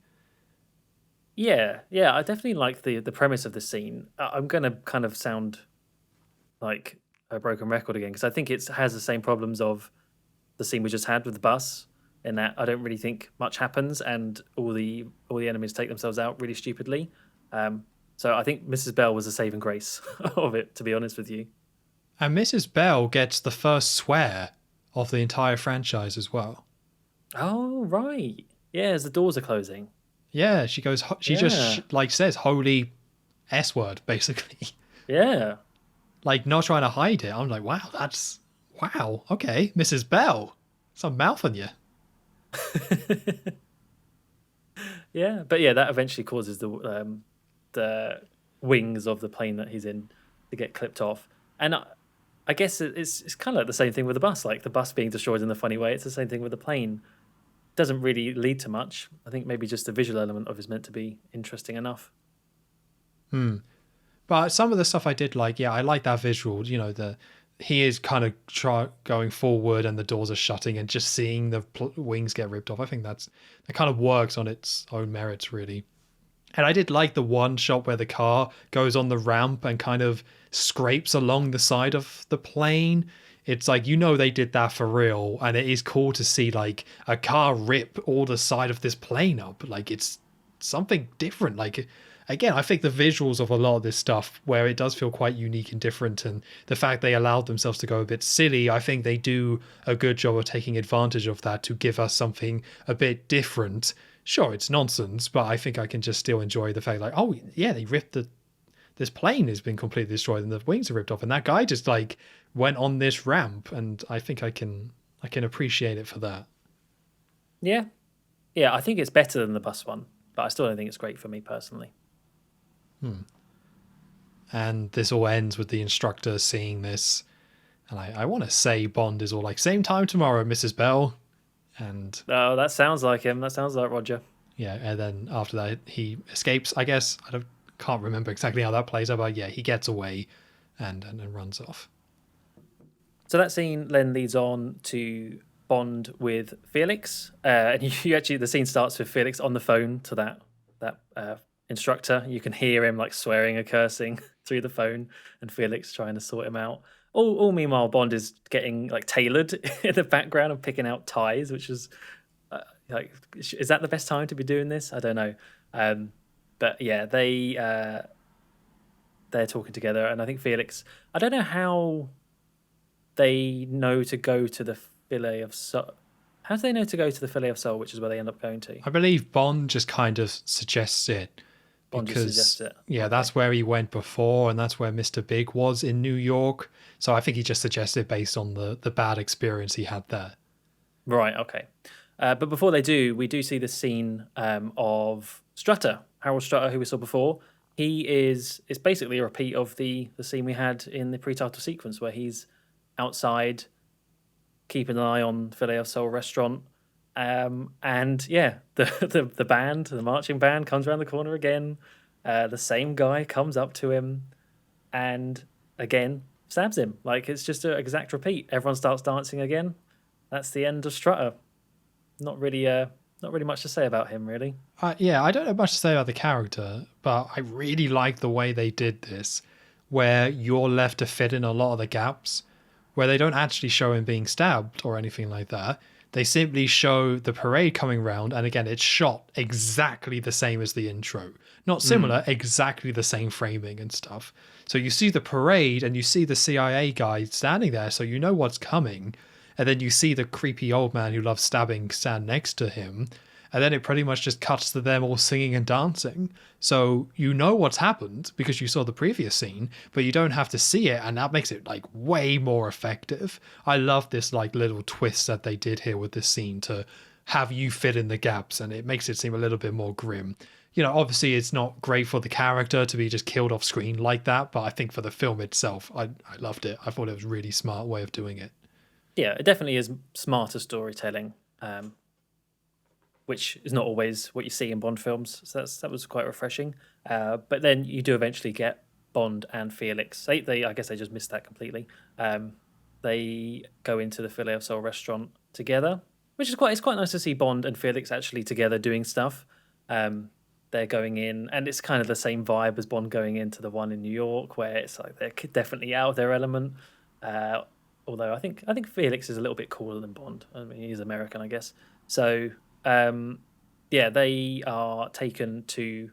Well, they're about to be given a booth inside the restaurant, but Bond's like, no, I'm not fancying that, given what happened before. So they instead get He makes a joke, actually. Does he? Is it a good joke? I once had a nasty turn in a booth. There you go. So instead, they get a seat near the stage of this performance, and this is kind of a bit weird. But there's like a singer on stage who's just singing the main song, just singing "Them and That Die." Yeah, I didn't like this. Like, if it wasn't part of the soundtrack so much, but it's just so. They must have been so bloody proud of this song. They must have been so chuffed they got Paul McCartney to write it, because it's just way too much. Like, this on itself is fine, but combined with everything else, I was just like, I don't want to hear this. And it just seems really out of place, especially because they focus on it so much. It's not like a Easter egg in the background. No, you have to see this woman singing this song at James Bond directly in this film. And it's like, Yeah. no, I don't want to see that. Yeah, it's no whistling small man like before, whistling Goldfinger. I just, in principle, I don't really like that, taking the themes and using them in the film. I think I don't see the purpose of that. I like to have the themes be, it takes me out of the film a little bit, the suspension of disbelief. So there's just no need for it. And tied to the fact, as you say, we've just been hearing this so much in this film already. So Felix gets distracted. Apparently, there's a phone call. They say that he's got a phone call from Strutter. Well, they'll give him what we just saw. So that's not true. And whilst he's away, whilst he's out of the scene, you think Bond is safe in this new seat, but no, it seems like every seat in this restaurant is rigged and booby trapped because it's like lowers down into the ground and pops back up empty, and like a waiter goes and puts some new glasses on there. But yeah, like you can't trust any seat. It's like it's a little bit silly, but I do like it. Oh yeah, so cool. Like it's the fact that everyone's just in on it. And just like before, they just instantly swap out the table and put down the drinks. Now they do have a reason for it because Felix comes back and asks like, "Hey, where's my friend?" And the guy just doesn't give him an answer, I don't think, or something. Like maybe he does, but a very non-committal one. But yeah, the fact that this all just instantly happens, that this is all just so very efficient and thought out, and everyone just knows what it is and no one's surprised. But apart from old Jim Bond here, which is like, oh, going down. Another one? Oh, goodness. Oh, darling, what's happening? Just, darling? Anyone? Darling? Yeah, darling, please. Yeah, I love these elements of this film, and I think it works really well. And this one being a surprise, like I didn't see it coming, and I thought that was really awesome. Yeah, I did forget it happens twice. I thought it was just the first, and then he knows. But yeah. Anyway, so he's lowered down, and it's kind of in a similar looking office to where we saw before, in New York, with this kind of fancy looking office place. But there's a big long table, and Mr. Big's there. Mr. Big and Solitaire are sitting at the table. So's Tee-Hee. So Bond gets strapped onto the seat at the end of the table. And this is the scene where kind of like you end up connecting, well, not you, but the film is just spelling out the connection between Mr. Big and Dr. Kananga. Because basically Mr. Big is asking Bond, did he sleep with Solitaire? Bond is not telling him, saying that's between me and Kananga and Solitaire. And Mr. Big starts to lose his temper and eventually reveals that, oh my goodness, it's the same character, as if the dodgy prosthetics wasn't a sign. He starts to peel off his face, and it's Dr. Kananga all along. I don't mind it. I think like as far as like the whole prosthetic stuff goes, it didn't look too bad enough to like take me out of it and think that just looks ridiculous. I think the sound effects they use is very it sounded all very, when I was watching it, I was just getting a bit creeped out by all these like sloppy noises as he's peeling off his face. I was like, ooh, do they need to put so much depth into the sound editing here? But yeah, so it's Dr. Kananga all along. And this is where you hang on. No, I was gonna say this is where you realise his plan, but is that before or after we do the whole bit with Solitaire? I think this is first. This is first. So you realise, well, Bond talks about, all the heroin farms, poppy farms, and kind of guessing Kananga's plan to import that and sell it in America. And then you find out, actually, no, that's not his plan all along. He's not going to be a wholesale distributor. He's actually going to give it out for free. He's going to send 2 tons of heroin out into America, basically to knock out all the competition of other suppliers, and then get a monopoly on it, and then make loads of money that way. Which you would have thought 2 tons of heroin would be quite a lot of money in itself, but clearly that's not enough for Dr. Kananga. I think he says more, though, doesn't it? Like, I can't remember like Bond does say the monetary worth of it. But I think just because he owns these islands and has such a huge capacity to grow heroin is why it's like, yeah, I can give all this stuff for free for the long term sort of thing. And he's very much attacking the families who are in charge of the heroin stuff in America. Like, he wants to get rid of them so he can come in and basically be the only guy in town. Yeah, that's it. So I didn't know this about the Mr. Big Kananga thing. I had no idea. So I was kind of experiencing this fresh. And I thought it was really cool. My main problem with it is what I said before, how Mr. Big isn't really a character at all. So it's not so much for me connecting, oh, Mr. Big, that character I know, and connecting him to Kananga. It's more this quite calm person with Kananga who gets a bit angry, actually has this other side where he's a lot more higher energy. And I liked that. And I liked that during the scene of him being angry like this, it works well enough of like the anger coming from Mr. Big is actually the anger coming from Kananga. And that reveal in itself was really cool. Like, it's not someone else shouting at him. It is this person that we've seen before and seen quite a decent amount of. So I really liked it. As you say, the effects aren't great, but they do kind of show the visual of him peeling back his face.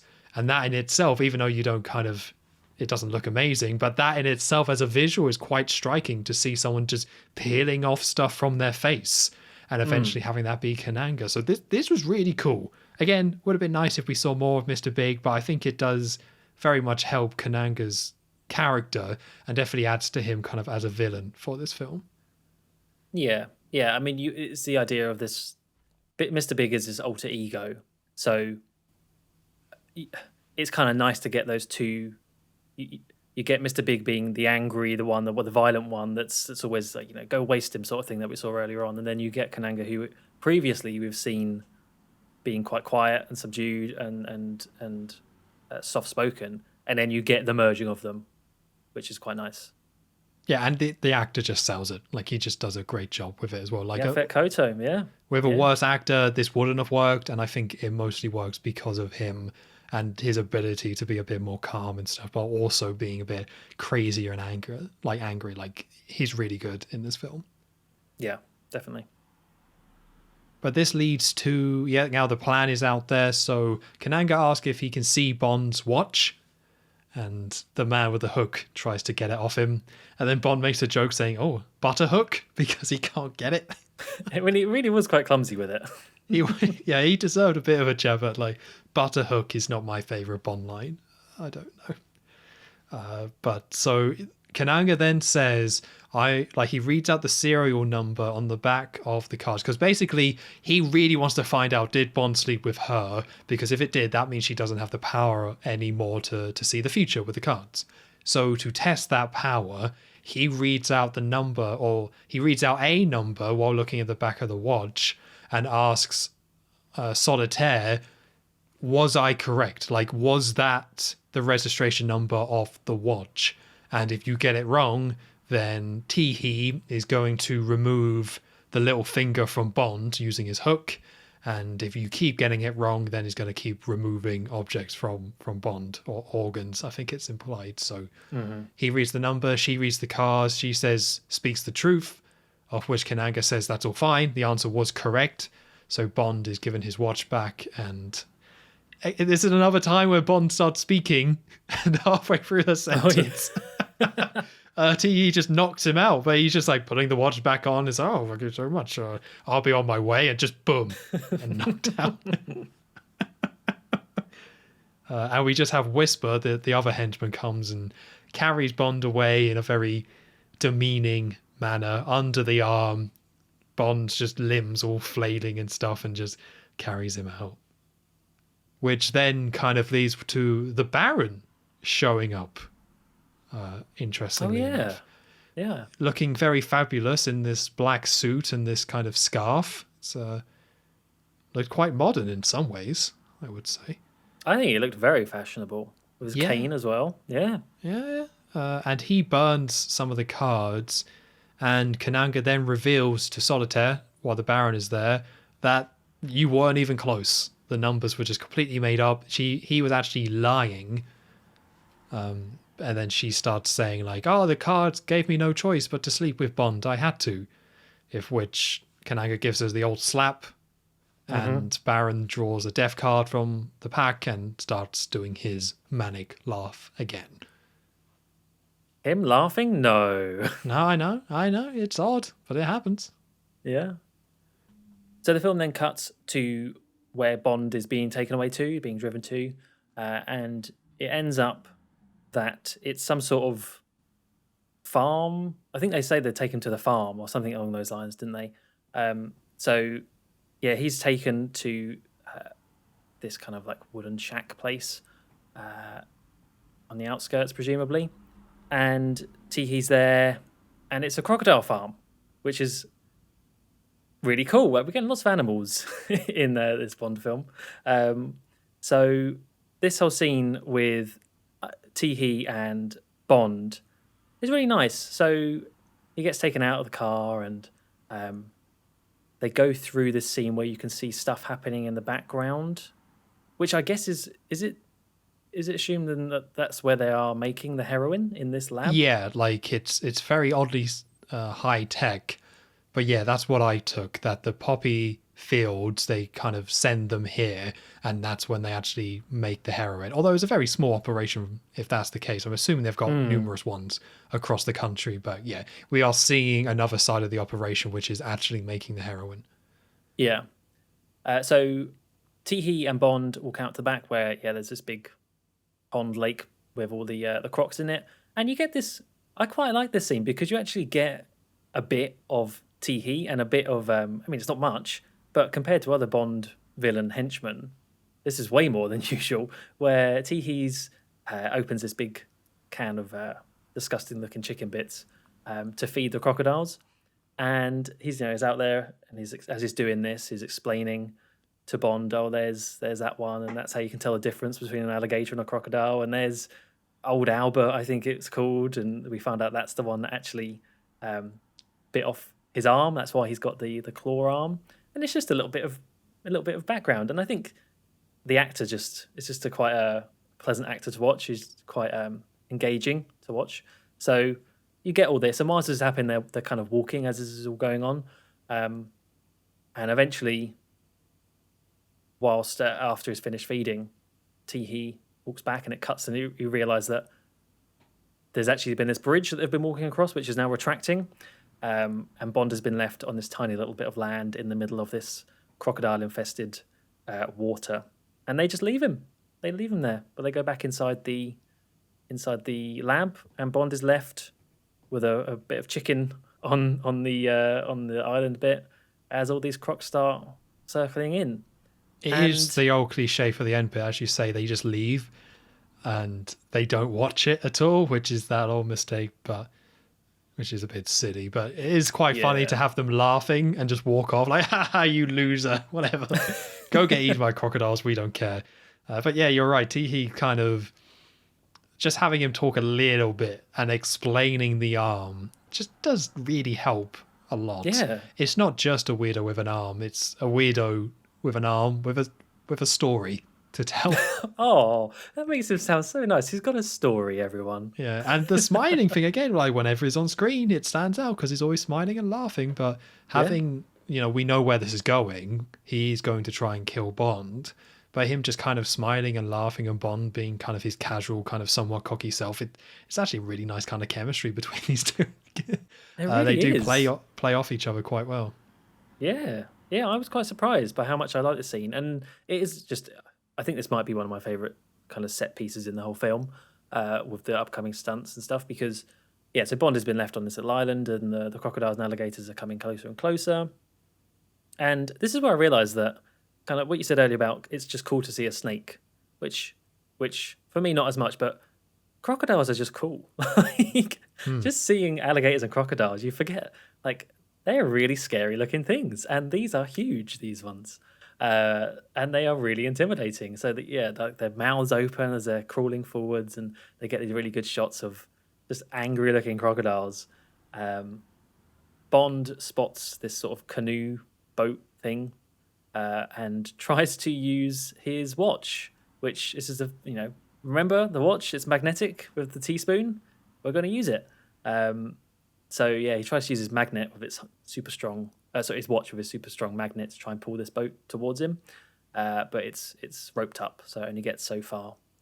So to counter that, or to try and still escape, he does what any sane person would do in the situation: you jump across the crocodiles over to the boat. I mean, it's obvious, right?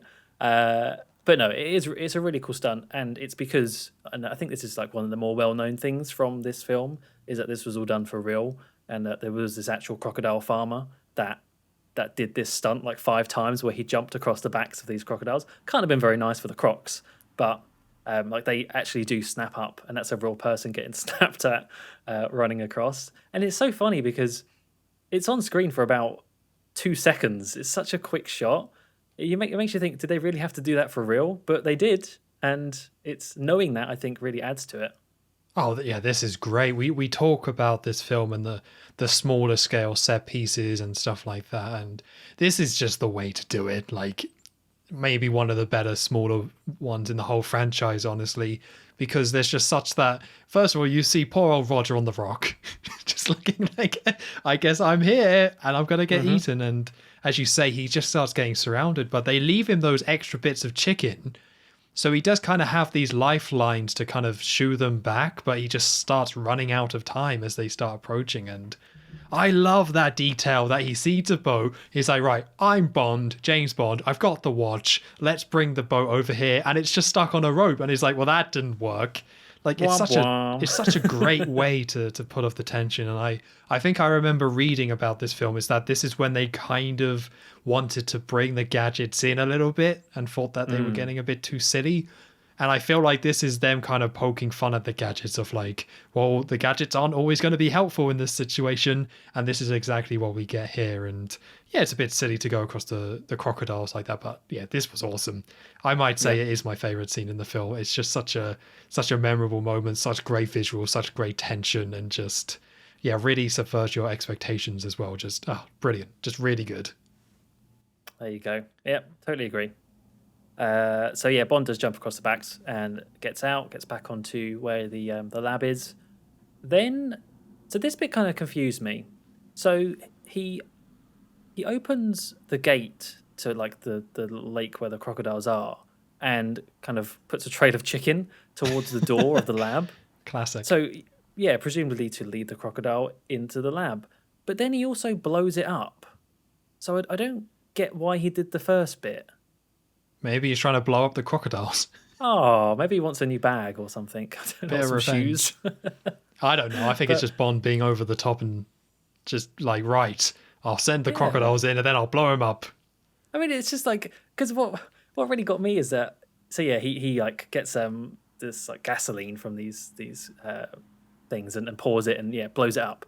And it really does blow up as well. It's a big explosion. But during this bit, you do see like a child crocodile. It's obviously not a real one, but you do see this little child crocodile on the edge of the screen. And it's like, oh, that's just sad. Why did Bond have to like leave the crocodiles out of this? They haven't done anything wrong. I mean, yeah, I guess that's fair, but it's Bond. Bond, yeah. I don't know. Yeah, he blows up the lab and everyone runs out because it's on fire. Bond finds a boat, a speedboat, nearby and gets on that and escapes. And I think, yeah, the henchmen come out and see that just in time and chase him. And then we get quite a large portion of the film now, which is this speedboat chase. This is a good chunk of it coming up. I hope we can get through this quickly because I've wasted enough of my life on this already, having to watch it. Yes, I agree. Let's get through this. So it's okay. So basically we've got so it's in Louisiana and Bond is on a boat and he's being chased. But it goes on for so long. So initially we get all the like everyone's on the radio like, right, we got to go get them. We got to go get them. And we see a little bit of him driving over some dirt humps or something. And the chase starts. But as it kind of kicks off, we cut to a policeman, a sheriff, I believe, in a car. Yeah. And basically there's another henchman who is currently saying, like, he's the one who calls it in. So this is nothing to do with Kananga. There's this henchman or who works with him. I can't remember his name. I don't know if they say. And basically he's leading this attack. So he's then driving a car trying to get Bond. And he drives past the sheriff and the guy's like, he's doing at least 95. Let's go get him. And as the guy is then set up, the policeman arrests him, basically. Starts spitting on the floor. And, well, I guess let's not be around the bush. The policeman in question is J.W. Pepper, right? Mm-hmm. Yeah, that's him. So here's a comedy character. Yeah. Here's a bit of a character. Oh, yeah. I don't know, with this scene of the guy getting arrested because the JW is white and the guy is black. I don't know if they were going for like a racial sort of angle here, or if this is more black exploitation. Like, I wonder of this. I don't know if JW is meant to just be a racist. Like, with the way they use him in future films or the next film, probably not. But I feel like maybe the idea of this stereotypical Louisiana, cop like this, I feel like he might meant to be a big racist. Yeah. Oh, there's no doubt about it. I mean, doesn't he say as he's arresting him, like, "Oh, this is, I doubt this is your first time," sort of thing? Yeah. Like he definitely is. I mean, I do like the character in other ways, but he's not. He's arguably just, well, not even arguably, he's not a nice person. He's annoying. It's terrible. Yeah, like, this isn't Get Out, guys. You can't do this sort of scene and have it work. But so I don't want to go through all this bit by bit, because we go basically this whole scene. We go between Bond being chased on the river in a boat to the police then basically trying to track them down. But we do get a visual that I quite like here. So as the guy's being arrested by J.W. Pepper, Bond then jumps over them. I think over them, right? Yeah. In the boat, and then someone else does, but that guy goes straight into the cop car. And it's actually a really cool, it's another one where it's like the visuals of these films with these kind of comedic action scenes are really good. And I think seeing a boat smashed into a police car, visually, I thought that was like, wow, that's pretty cool. Yeah. I mean, it's good. And the whole bit with your Bond jumping over, that's good for the first time. But I feel like that's the only thing they really could do with this scene, or this whole chase, is we see that there's a lot of like jumping over bits of land on a boat, or briefly going over a bit of land on a boat, and it's like, oh, that was cool the first time, but you can't really do much else when there's no gadgets or anything. It's not like previous boat chases where we've had weapons involved with mines or stuff. It's just boats following each other. 100%, yeah. And I don't know, like, was there any part of this boat chase that worked for you? Maybe let's do it that way round. That's a good question. The explosion at the end was quite nice. It ends in a big explosion. There was a nice aerial shot towards the end where it shows the river and stuff, and I wish there was a lot more of it, because most of this is kind of shot very close with the boats and a lot of the time with the JW and the police and stuff like that. But towards the end there was some really nice kind of aerial shots there, but just kind of not enough. But should I just go through and just like bullet point this? Because because basically we don't want to go through it scene by scene because it's just so long. Like, basically what we just described, police being nearby trying to stop this happening, and like boats being destroyed and stuff, it's just all that happens. So the JW's car gets destroyed, another police car picks him up to then chase. Bond is still being chased, so his engine then starts cutting out and there's only one boat behind him. This then cuts to the guy just landing in a pool, like a swimming pool. Like, he goes on a ramp and lands on the swimming pool, which allows Bond to then get off and go onto a new boat, and he's now free. But then you just instantly see somebody else is there. So I don't know what the point of that was. And then we're back to the police, where they've got this big block in the river where this bridge is. And they're like, we're going to get him this time. We got this all blocked up. And he just drives through the middle of the bridge and breaks it a bit. And that's that. It's not a very good barricade. No. And then the other guy follows him, which leads to JW saying, my half-brother, is it half-brother? My brother-in-law, Billy Bob. Our brother-in-law, Billy Bob, has a boat. So we then cut to the guy that we saw before he was being arrested stealing the boat. And then JW on the radio is talking to Billy Bob and is basically saying this is where they are, which is how that guy knows where they are. So then back to Bond driving the boat and being chased. And for the very first time in this, we get music. Yep. So that's nice. Yep. No, music is good to have in action scenes. Yeah. Yeah. And then we get, in the same way we got that comedy scene with the boat like going into the swimming pool with a load of people just around it, we then get the same scene again, but this time it's a wedding. And Bond cuts the corner of this river, and then the second boat goes, and this time hits the wedding cake and destroys one of the tents, and then the bride starts crying. Oh yeah, the bride starts crying and the groom starts smiling. I did like that bit. Like, he's loving it. He found that very entertaining. Yeah, so that's our second kind of comedy bit in terms of the boat destroying something. And then we go to another comedy bit where the policemen are driving behind a van of oysters. Oh right, and it's really slow. Yeah, And I don't know, I quite like the old man driving the oyster van, but it's just so pointless. And they're just like, they have to overtake it. Only so they then set a trap, of which Bond then just, and this is quite cool to be fair, like Bond cuts onto the road, slides across, and then lands in the next river to basically avoid the trap. And I think that sort of stuff I quite like. It's just we get so much of it, like. yep. And this causes all the police cars to crash, and then the oyster van shows up and gives it a little bit of horn, which that actually did make me laugh because it's such a weak horn. It's the old switcheroo. Yeah. Yeah, and then back to the actual chase, where Bond is now it's just the guy who stole the Billy Bob's boat with a gun, trying to find him. Bond makes a bit of a petrol kind of bomb and rigs this whole old boat up to blow, I think. He then throws petrol on the guy on a pass. He then passes again and turns it on. And then rams the boat into the ship and it blows up and it all explodes. And this just takes ages. Like, Yep. you could edit half of this out and still have a pretty long boat chase as far as boat chases go. Yeah. It's not good, really. It's not good. It's peppered with Peppered with pepper. it's peppered with some good bits. Some good bits. I mean, I like I say, I don't mind J.W. Pepper. He's a very annoying character, but like, he's at least going all in with it, right? Like, he's not half cocked, right?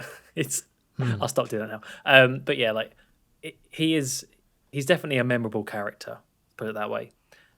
So I do like him for that regard. The rest of in general, the rest of the characters in this film, I can't really say the same about being memorable. So I like that, but I just think, yeah, it's just so much filling of this, and it really doesn't. And as we said, the lack of music for some of this just makes it feel so slow and long. Just not good.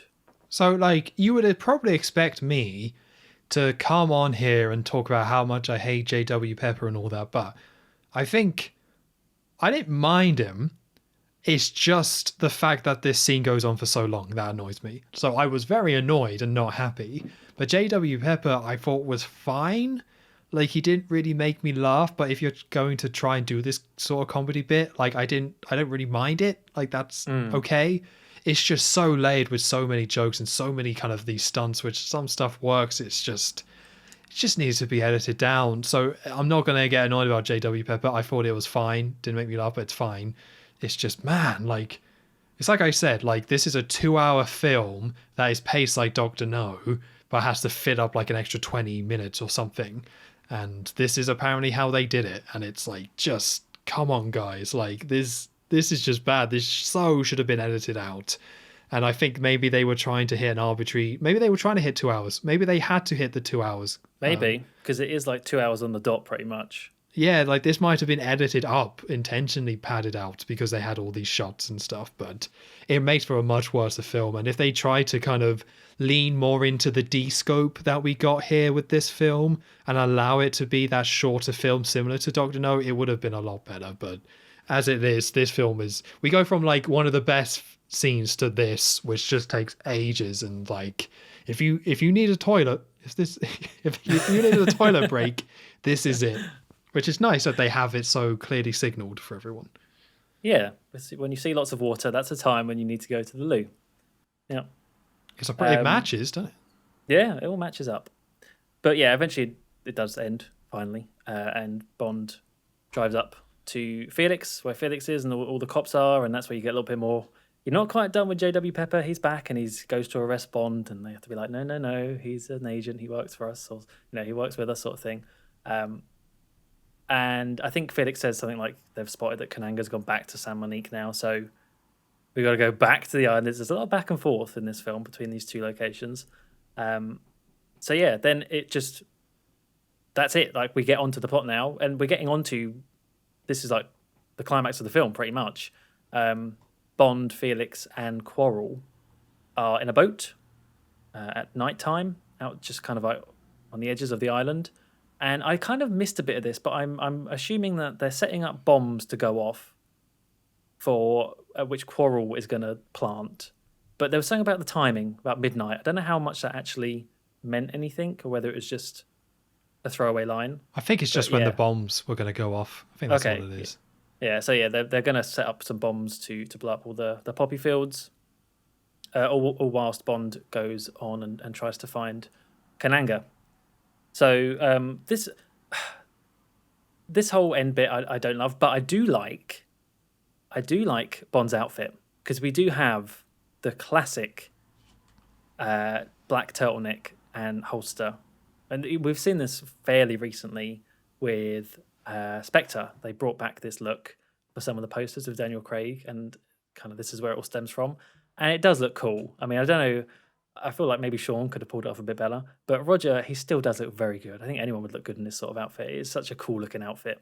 But yeah, he's there in the forest, about to go kind of scout out the area, and he comes across another ritual. So the same sort of ritual we saw at the beginning. Lots of people dancing and singing and chanting and fire, and it is revealed that it's Solitaire this time. She's the one who's going to be tied up, much like the agent at the beginning, to the posts. And it's kind of the same again. We get the nice snake man with his goat hat. I think it's a goat anyway. Yeah, I don't know it's what a it is. Big goat hat. And does the same thing again with the snake and kind of dancing up to her, and there's a bit of tension there about, she's about to get bitten. But all whilst this is happening, Bond with his gun is kind of lining up the shots to take out the snake guy and save Solitaire, when suddenly everything just stops and they don't do that.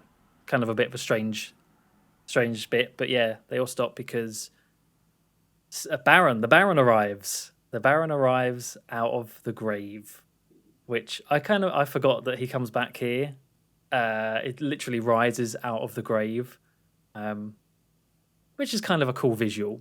That's the thing. I think the whole voodoo element it's got such a lot going for it with this film in terms of visuals, and this is like perfect sort of stuff, obviously, for that. So yeah, Baron arrives, and then I can't remember the order of things, because Bond shoots it, but does he do that before or after they start doing the snakes again? So I had it that basically, once they show up, I think that, because you got the man with the snake, and I have it that Bond shot the man with the snake first.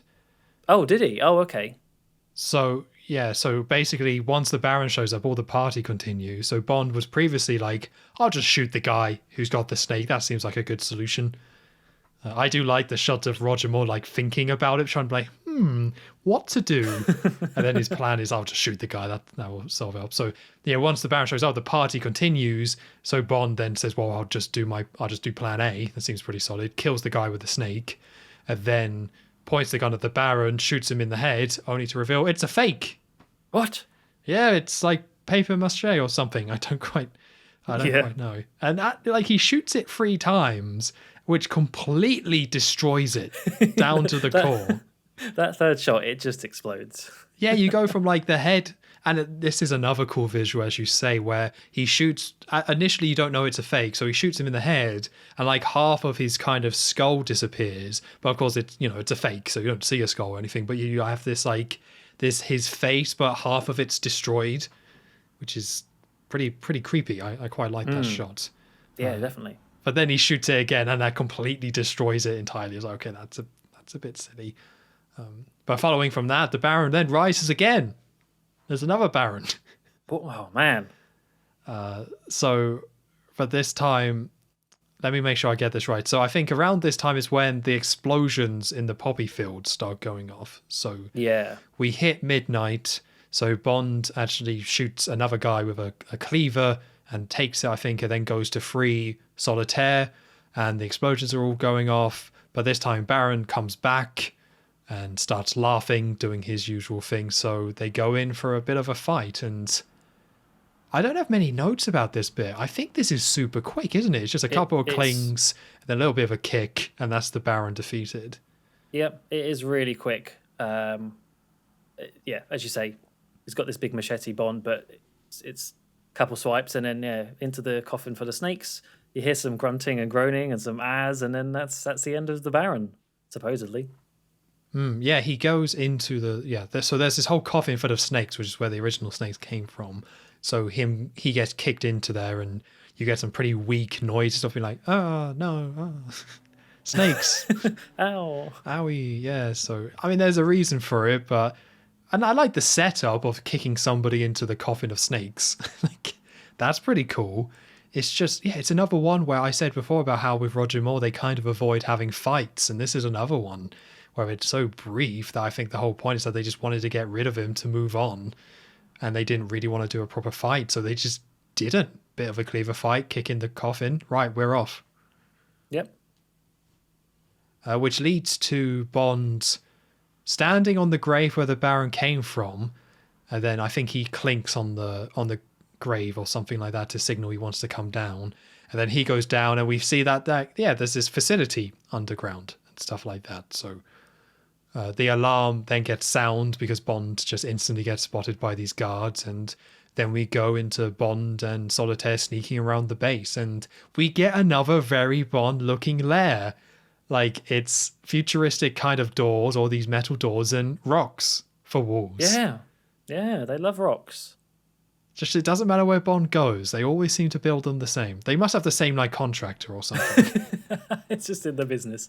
Yeah, they all just pass him around. Oh, he's really good, this guy. No cowboy builder here. No. Yeah, it blew up, but that's not his fault. You can't blame him for that, can you? No, I mean, they're insured for that. They know Bond's going to come along, so... With Bond and Solitaire going around the lair, they eventually enter this room, and you see Kananga there, basically expecting them, being like, there you are, let me get you a drink. He's got a few guards and his henchmen with them with guns, and he's kind of gone full nuts now.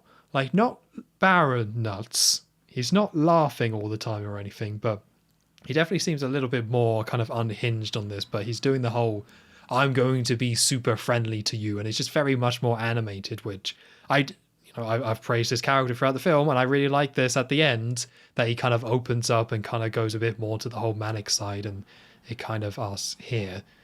And then, so Kananga then asks Bond, everything comes a bit more casual as they're having drinks, and Bond is like, let's see your gun. And he aims it at Whisper, who's sitting on the sofa, shoots it, but he shoots it at the sofa, and the sofa then inflates and explodes. And he's like, ingenious! So I guess to get it out there, I don't know where this gun came from. I think I missed explaining it. So it was when Quarrel and that were on the boat. I think Quarrel says to Bond, like, oh, here's this gun for this gas pellet gun for the sharks, sort of thing. I think that's when it's explained. Oh, I see. Oh, I guess that makes sense, doesn't it? Right? Blows up. Like, if you shoot a shark, it's probably still going to come at you, but if you blow it up with a gas pellet... Blow that shark up. Yeah, that's one way to do it. So and then they point out an underground monorail, which seems a little bit pointless. I think it's purely there so there's an escape route.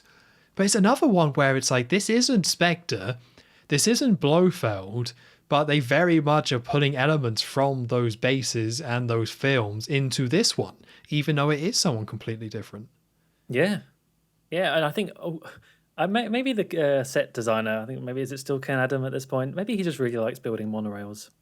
I think he probably did. There must be a little bit of something there for that, but I feel like they kind of, because this is a different type of villain, there was almost like a real effort to make it try and feel like a Bond one. So it's not a very interesting lair or anything like that, but it's like, it's another box ticking exercise of like, oh, it's all the Bond stuff, so it's pretty forgettable from that side of things, but you kind of get why they went that way. Yeah, yeah. And then they tie up Bond and Solitaire to this kind of contraption thing and say, oh, or Bond's like, don't drown us, or are you going to drown us or something? And he says, oh, no, you're not going to drown. And gets a knife and very slowly cuts like 3 lines into Bond's arm, that's pretty crazy. To kind of see Bond even just Bond bleed, I guess. You don't normally get that at all. So this was quite intimidating in a way, of this guy who's kind of gone off the edge a bit, having this knife and also very intensely looking at it, like Taranga being right there cutting Bond's arm. Is like, oh, okay, this is quite intimidating. You could tell that as he's doing it, his face is like he's kind of enjoying it, sort of thing. So like a lot of pleasure from this. So that, as you say, links into this sort of he's really kind of lost it by this point angle. Yeah, it's kind of great. So it's such a the setup itself is kind of rubbish, because we find out that basically they're lowering him into the water, and then we see blood dripping into the water, and he's all like, hey, let's open up the gates, and sharks then come in. So he's literally just lowering him into sharks, which bad setup, not very interesting. We've seen sharks before. Having someone lower in like that, not great, but I mean, it's kind of somewhat saved by Kananga and the acting, but this is a pretty dull, and I guess refitting my hand here for this whole kind of section, it's not bad, but like this whole setup is kind of just a bit naff and feels a bit half-hearted. Absolutely. Yeah, I just think it, like, as you say, sharks have been done better before. They just come out of nowhere. Oh, there's sharks here as well. I guess it was sort of set up with the gun earlier, but I don't know. It just feels a little bit... I mean, I was going to say it feels rushed, but I don't really think there is an ending of a Bond film that doesn't really feel rushed necessarily. I think they're always going to have that feeling because they always want to get this bit over quite quickly. But this one just feels rushed and not interesting. So, yeah, a bit of both. Well, we have like Thunderball, which I would say does quite a good job, because you get the big battle involving Bond and the bad guy, but then we get this extra bit, which is the boat chase and stuff. I think that probably did the big finale better, and maybe that's because of the budget.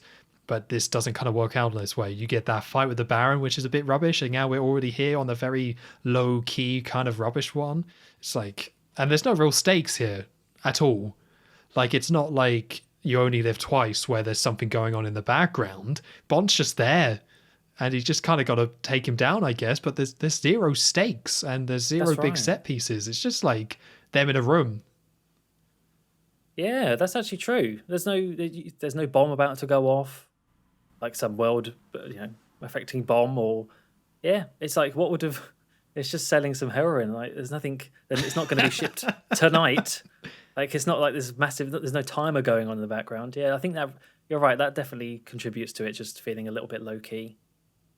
So I didn't hate it, but yeah, this was kind of a bit of a letdown considering. But I think Kananga's acting does enough. So this kind of leads to Bond also using his metal or the magnet watch again to get one of the gas canisters, and he hides it in his mouth, basically. So while he's being lowered down, Whisper, the henchman who's nearby, is like looking away, and Bond uses his opportunity to activate a spin cut feature of his watch to basically cut into the rope. So Joe, what did you think about this watch? Oh, I loved it. Oh, Great you loved cue it. gadget. There we go. Nice. Cool. Really well set up. Yeah. I could. It's just like the journey of this, seeing it used earlier on in the film, and then oh no, wait, that didn't happen. No, that didn't happen at all. We've never seen that function before. And as I say, sometimes it's not. You don't need everything explained, but when it's going to be the gadget that gets Bond out of the big ending, it needs some setup. It needs something. It can't just come out of the blue. No. So I think I don't need the whole presentation thing here. Like, I don't need Q to go down like, now listen here, Bond, here's like, I like those scenes. But I think if they had a throwaway line, well, maybe not a throwaway line, but some sort of line in there, and it only needed to be quick, saying like, this watch is full of surprises, don't you know? Like some sort of implication that the watch has another function gadget-wise that might come in handy. Yeah. I think that would have been enough for me. Like, Yep. maybe not super satisfying, but that would have been enough so I at least get like, okay, this watch can not just do the magnet thing, it can do something else, but I don't know what that is. I guess at some point we're going to find out. And then we find out here and say, oh, okay, that's quite a inventive way of having the watch and having it spin like that. That's quite cool, but as far as I'm aware, there's nothing like that in this film. And it doesn't make me too annoyed or anything, but yeah, like just some sort of line just to hint at it, I think would have been enough to have this work a bit better.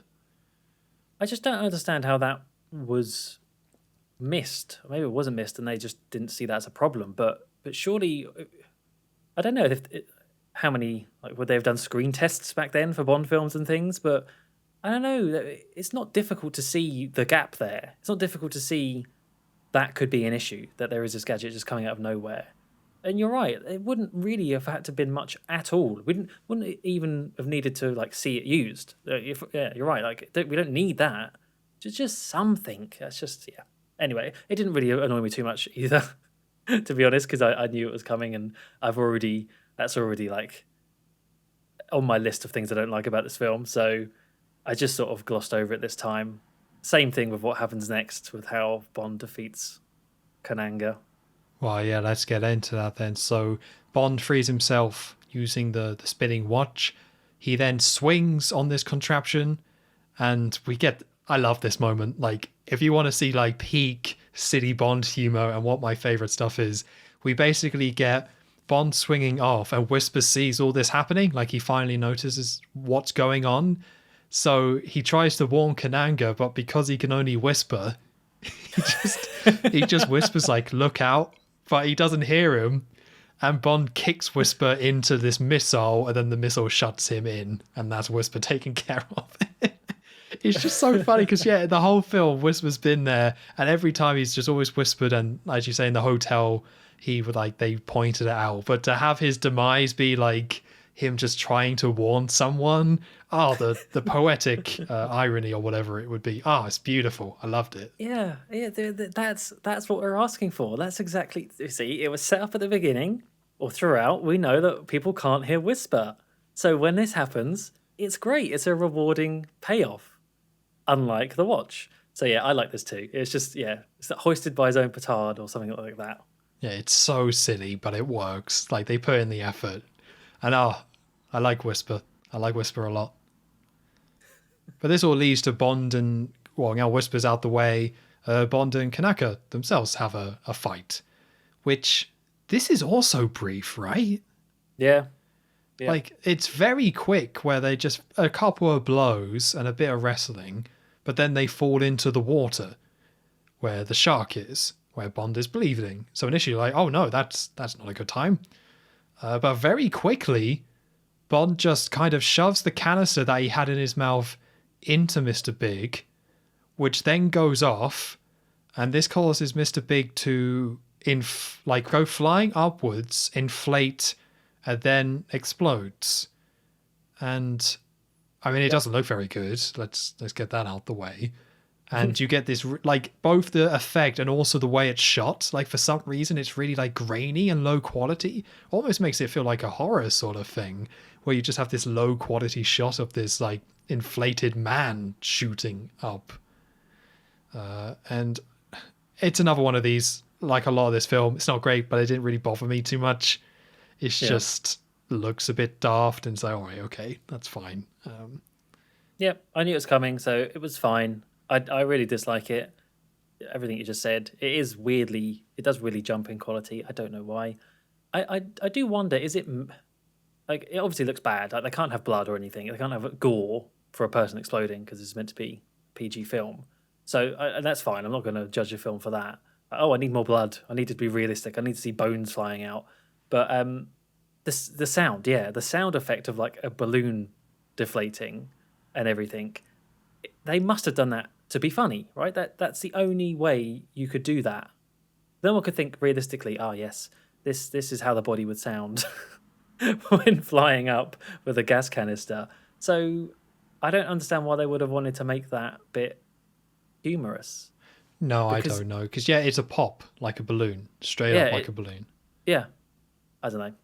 Let's move on because it's just stupid. Yeah, okay.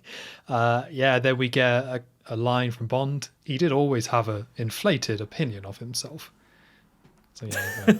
That's a good Roger Moore impression. I like that. Thanks. Find me on Fiverr. Okay. You got some stiff competition. I think I do, yeah. I can't go in half cocked on this one. Oh my god. So, okay, we're nearly there. So Bond sets Solitaire free, and we just cut to the train station where Bond and Felix are there, and basically Bond's with Solitaire, and Felix is like, are you sure you want to get the train? That's dumb. And then they're like, what are you two going to do for 16 hours on the train together? Which is like, oh, no, obviously there's an implication there. Although it's quite funny because he says that, and then very shortly over it cuts to them just playing cards on the table. Yeah, Bond losing at gin rummy. Yeah, he loses at gin rummy. But then Bond kind of sets this up of, let's pull down the bed. And you know what they say if you're unlucky at cards? And I don't think he actually finishes the full line. Mm-hmm. But we see that in the mail room, I think it's the mail room. Maybe it's coal or something, but I think it was mail. Something like that. Yeah. We see a hook come out of a bag. It's not over yet. And we cut to Bond and Solitaire getting ready for bed. And Bond's in another robe. Oh my god, you and his robes. Yeah. Another robe. Another one, yeah. Well, look, there's no more hat stuff. I need this. Oh, true. The hat stuff wasn't in this film. I need the robe stuff to fill that void. Oh, I look forward to the robe watch going forward then. Oh yeah. That's gonna be great. So those two are in, and then we see a hook go into a circuit box and cuts out all the lights, and we then zoom in. So basically, I think the setup is Solitaire thinks she's talking to Bond and asking Bond to do stuff, but it's actually like Teehee in the background messing with stuff. Yeah. Which is all right. Didn't think it was very funny, but luckily Solitaire gets taken out of this fight straight away, so I wasn't get too upset about it. Yeah, so she's there like, she says something like, just to feel the touch of your hand or something like that, doesn't she? And the gag is that then it's like the claw touches her instead of Teehee, who's broken into the room, and he slams her up because the bed kind of like, while still in the bed, folds her away to get her out of the picture for this fight scene because Bond comes back out of, I think he was, I don't know, in the bathroom. Bond comes out and you get a little fight scene between Teehee and Bond. I think we spoke about before, the Bond and trains and it's always a nice thing to see Bond on a train, at least for me. And with this one, there's that element of the From Russia with Love fight as well between Bond and Teehee, but nowhere near as good. I don't think they really ever match that quality. So it's just a lot of fun. Again, just more fumbling around really, especially with Teehee's big, stupid, crappy arm thing that doesn't look good, which I'm still annoyed about. But it's just them two smashing up the cabin for a little bit. And at one point, Bond rips the sleeve of Teehee's jacket and exposes all of the wires and hydraulics, whatever is involved in his claw machinery. And Teehee pins him up against the window of the train carriage, that kind of like choking him. So Bond grabs a nearby pair of nail clippers or something. Or, like tweezers, right? Tweezers, and starts to like cut all of the connections on Teehee's arm, which causes it to lock up around the window handle, and so he's stuck to the window now. And after that, Bond just lobs him out, tips him over, and lobs him out. Opens the window, tips him out. Arm comes off, stays on the window, and that's the end of Teehee. I actually quite like this fight, to be fair, and I think it's for what you're saying though. Like Bond on a train fighting someone, that's usually pretty good. It's hard to really kind of mess that up. And I like Teehee. I don't love Teehee, but I like Teehee. So seeing these two together, and I think Roger Moore does a lot better with these fight scenes when there's such like this obvious physical thing like a hook hand. Like him fighting someone normally, it doesn't really work, but him just kind of wrestling with someone with this giant hook, I think kind of matches him a little bit better, and him trying not to get hooked we'll see this sort of thing as we go. But to this one, yeah, I quite liked it. It was quite a nice end. And it was nice to get another fight with Teehee. Do I like this structure of having the extra fight at the end? No. And I think it goes to your point about the ending of these films kind of starting to be like a bit weak. And I think part of the reason is because, we have two endings and we just have to sit through two of them, and both of them aren't as good as one ending. So we just have two weak endings to the film, which I just don't like. I just don't think that works very well. I would like something that's a bit more put together and things like that. So, I still like the scene, but I don't like this structure of let's have one more hurrah at the end. Yep, I'm with you. I would have liked to have seen this scene just earlier on in the film. I don't know where or when, snuck in there somehow, because let's say Bond on trains, these sort of scenes on trains, I like them, but I just don't like this being the end. I feel like I was ready for the film to be over with the balloon explosion. So, yeah. So, and that's it, really. So Bond makes one more joke about being disarming, because Solitaire doesn't realize what's happened.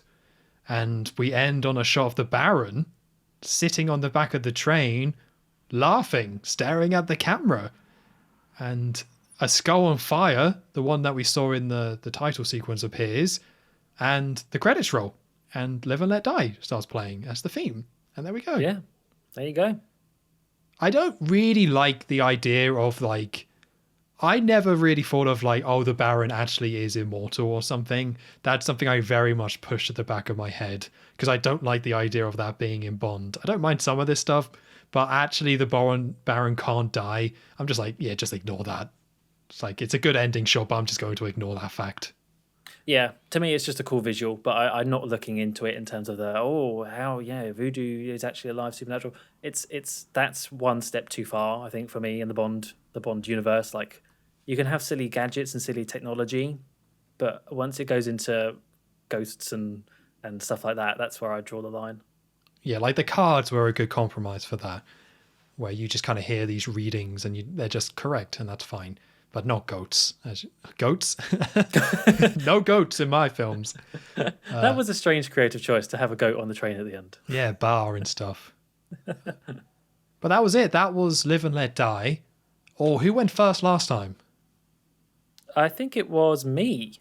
Are you sure? I thought it was me. Oh, okay. Do you want me to go first? Yeah, I ranked it first, didn't I? Because I was straight away last for the last film. Oh, of course. Yeah, there we go. Yeah. Okay. Off you go. So I think for me, as I said at the beginning, I originally put this as my fourth worst Bond film, and I actually think I was right with that.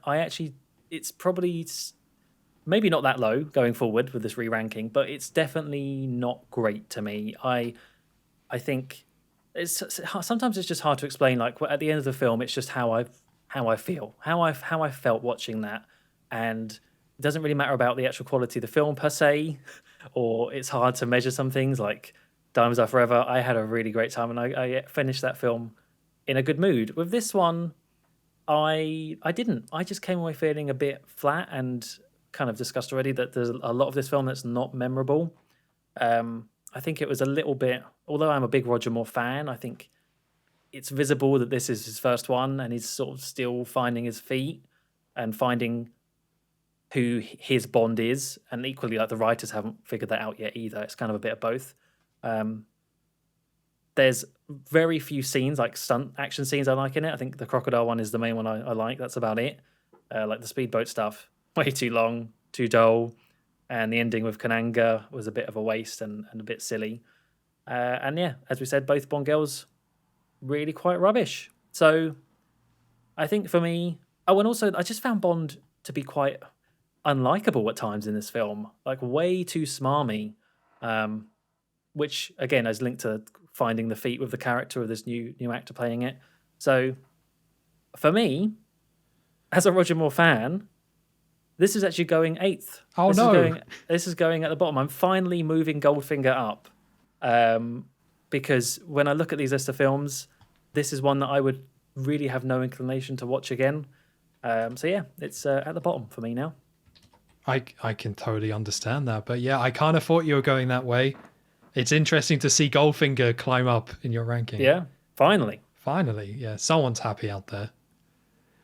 So for me, I didn't really know what to expect, but in my head, I kind of thought I, knew where this would place.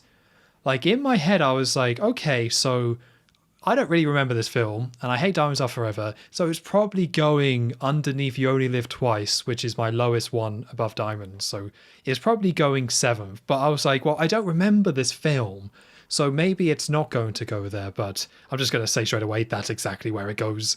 Like, I had a better time with this one than Diamonds Are Forever, but I think I enjoyed all the other Sean Connery's and obviously the George Lazenby film. I enjoyed those a lot more. But for me, I was quite surprised how much I did enjoy this film. And yes, we talked about a lot of the problems and things like that, but I actually really like Roger Moore as Bond in this film, where I talked about the whole straight man kind of angle. I loved it. I thought that was so great. And I was kind of surprised at how many of these kind of city stuff that I didn't really go for with Diamonds Are Forever, I liked here. And I think it does help that this is the most reserved Bond film yet. It is really kind of toned down with some of this stuff and the pacing and things like that. So my only really major problem with the film is that boat scene and the pacing of it. This would have been so much better if they took 20 minutes out of it, and they 100% could have taken stuff out of it. Like we've already said, the Bond girls are bad, but honestly that stuff doesn't bother me too much. Like, I still enjoy James Bond being James Bond, and the crocodile stuff is great and things like that. And this has a really great villain. I was really surprised. Like this, I wouldn't call him my favorite villain, but he's definitely up there. Like, I would have to consider him as my favorite villain in the series so far. So for me, I guess it's not surprising that I, rank it 7th below You Only Live Twice and Diamonds Are Forever. But I would say this is kind of higher up, or I enjoyed it more than I thought I would. Although I would say it's very obvious why this is a more forgotten Bond film, because it is just kind of very forgettable. If you took the voodoo stuff out, you would have a film you kind of didn't really have much to kind of go off. But still, I liked it. I enjoyed it. It's definitely, I came away more positive than negative, so it probably gets separated out from the Sean Connery ones. But yeah, for me, it goes in at number 7. And overall, a thumbs up, I would say. Oh, I'm so pleased that you don't immediately dislike Roger Moore films. Oh, because if you like more in this, then surely you're going to like him even more in what I would say are his better films. So this bodes well. I mean, we'll see, right? I mean, it's going to be an interesting one, but this is so, this was just a much more reserved film than I thought it would be. In my head, the Roger Moore ones are a lot more crazy, and I think we'll get there. I don't think Moonraker tonally matches this in any way. Sadly not. Yeah, so we'll see. We'll see what that line is. But for me, I think this one being a lot more calmer than Thunderball and a lot more calmer than Goldfinger and a lot more calmer than Diamonds Are Forever kind of helped me kind of just enjoy these elements. And actually, and probably intentionally, kind of did ease me into the Roger Moore era a lot smarter than Diamonds Are Forever did. Yeah, that's a really good point as well. Yeah. Well, there we go. It's officially started. We're officially in the Moore era, and we're going to be here for a while. Oh, yeah. Buckle in. It only gets better, right, from what you remember? Yeah, I think it does, in all honesty.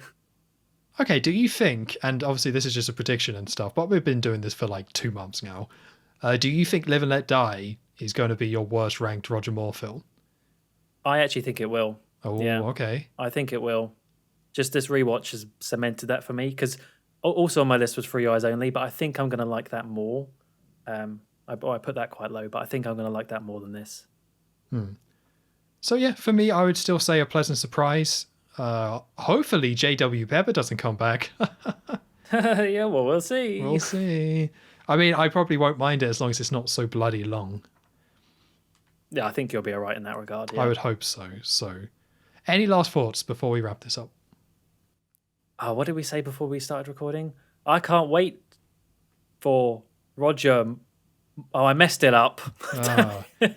Give me Roger Moore. It was Roger Moore. Yes, please. Oh, damn it.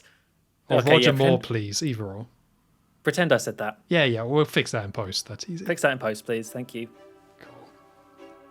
Okay, you have reached the end of episode 8 of the Bond Revisited podcast. The Bond Revisited podcast will return next week with The Man with the Golden Gun.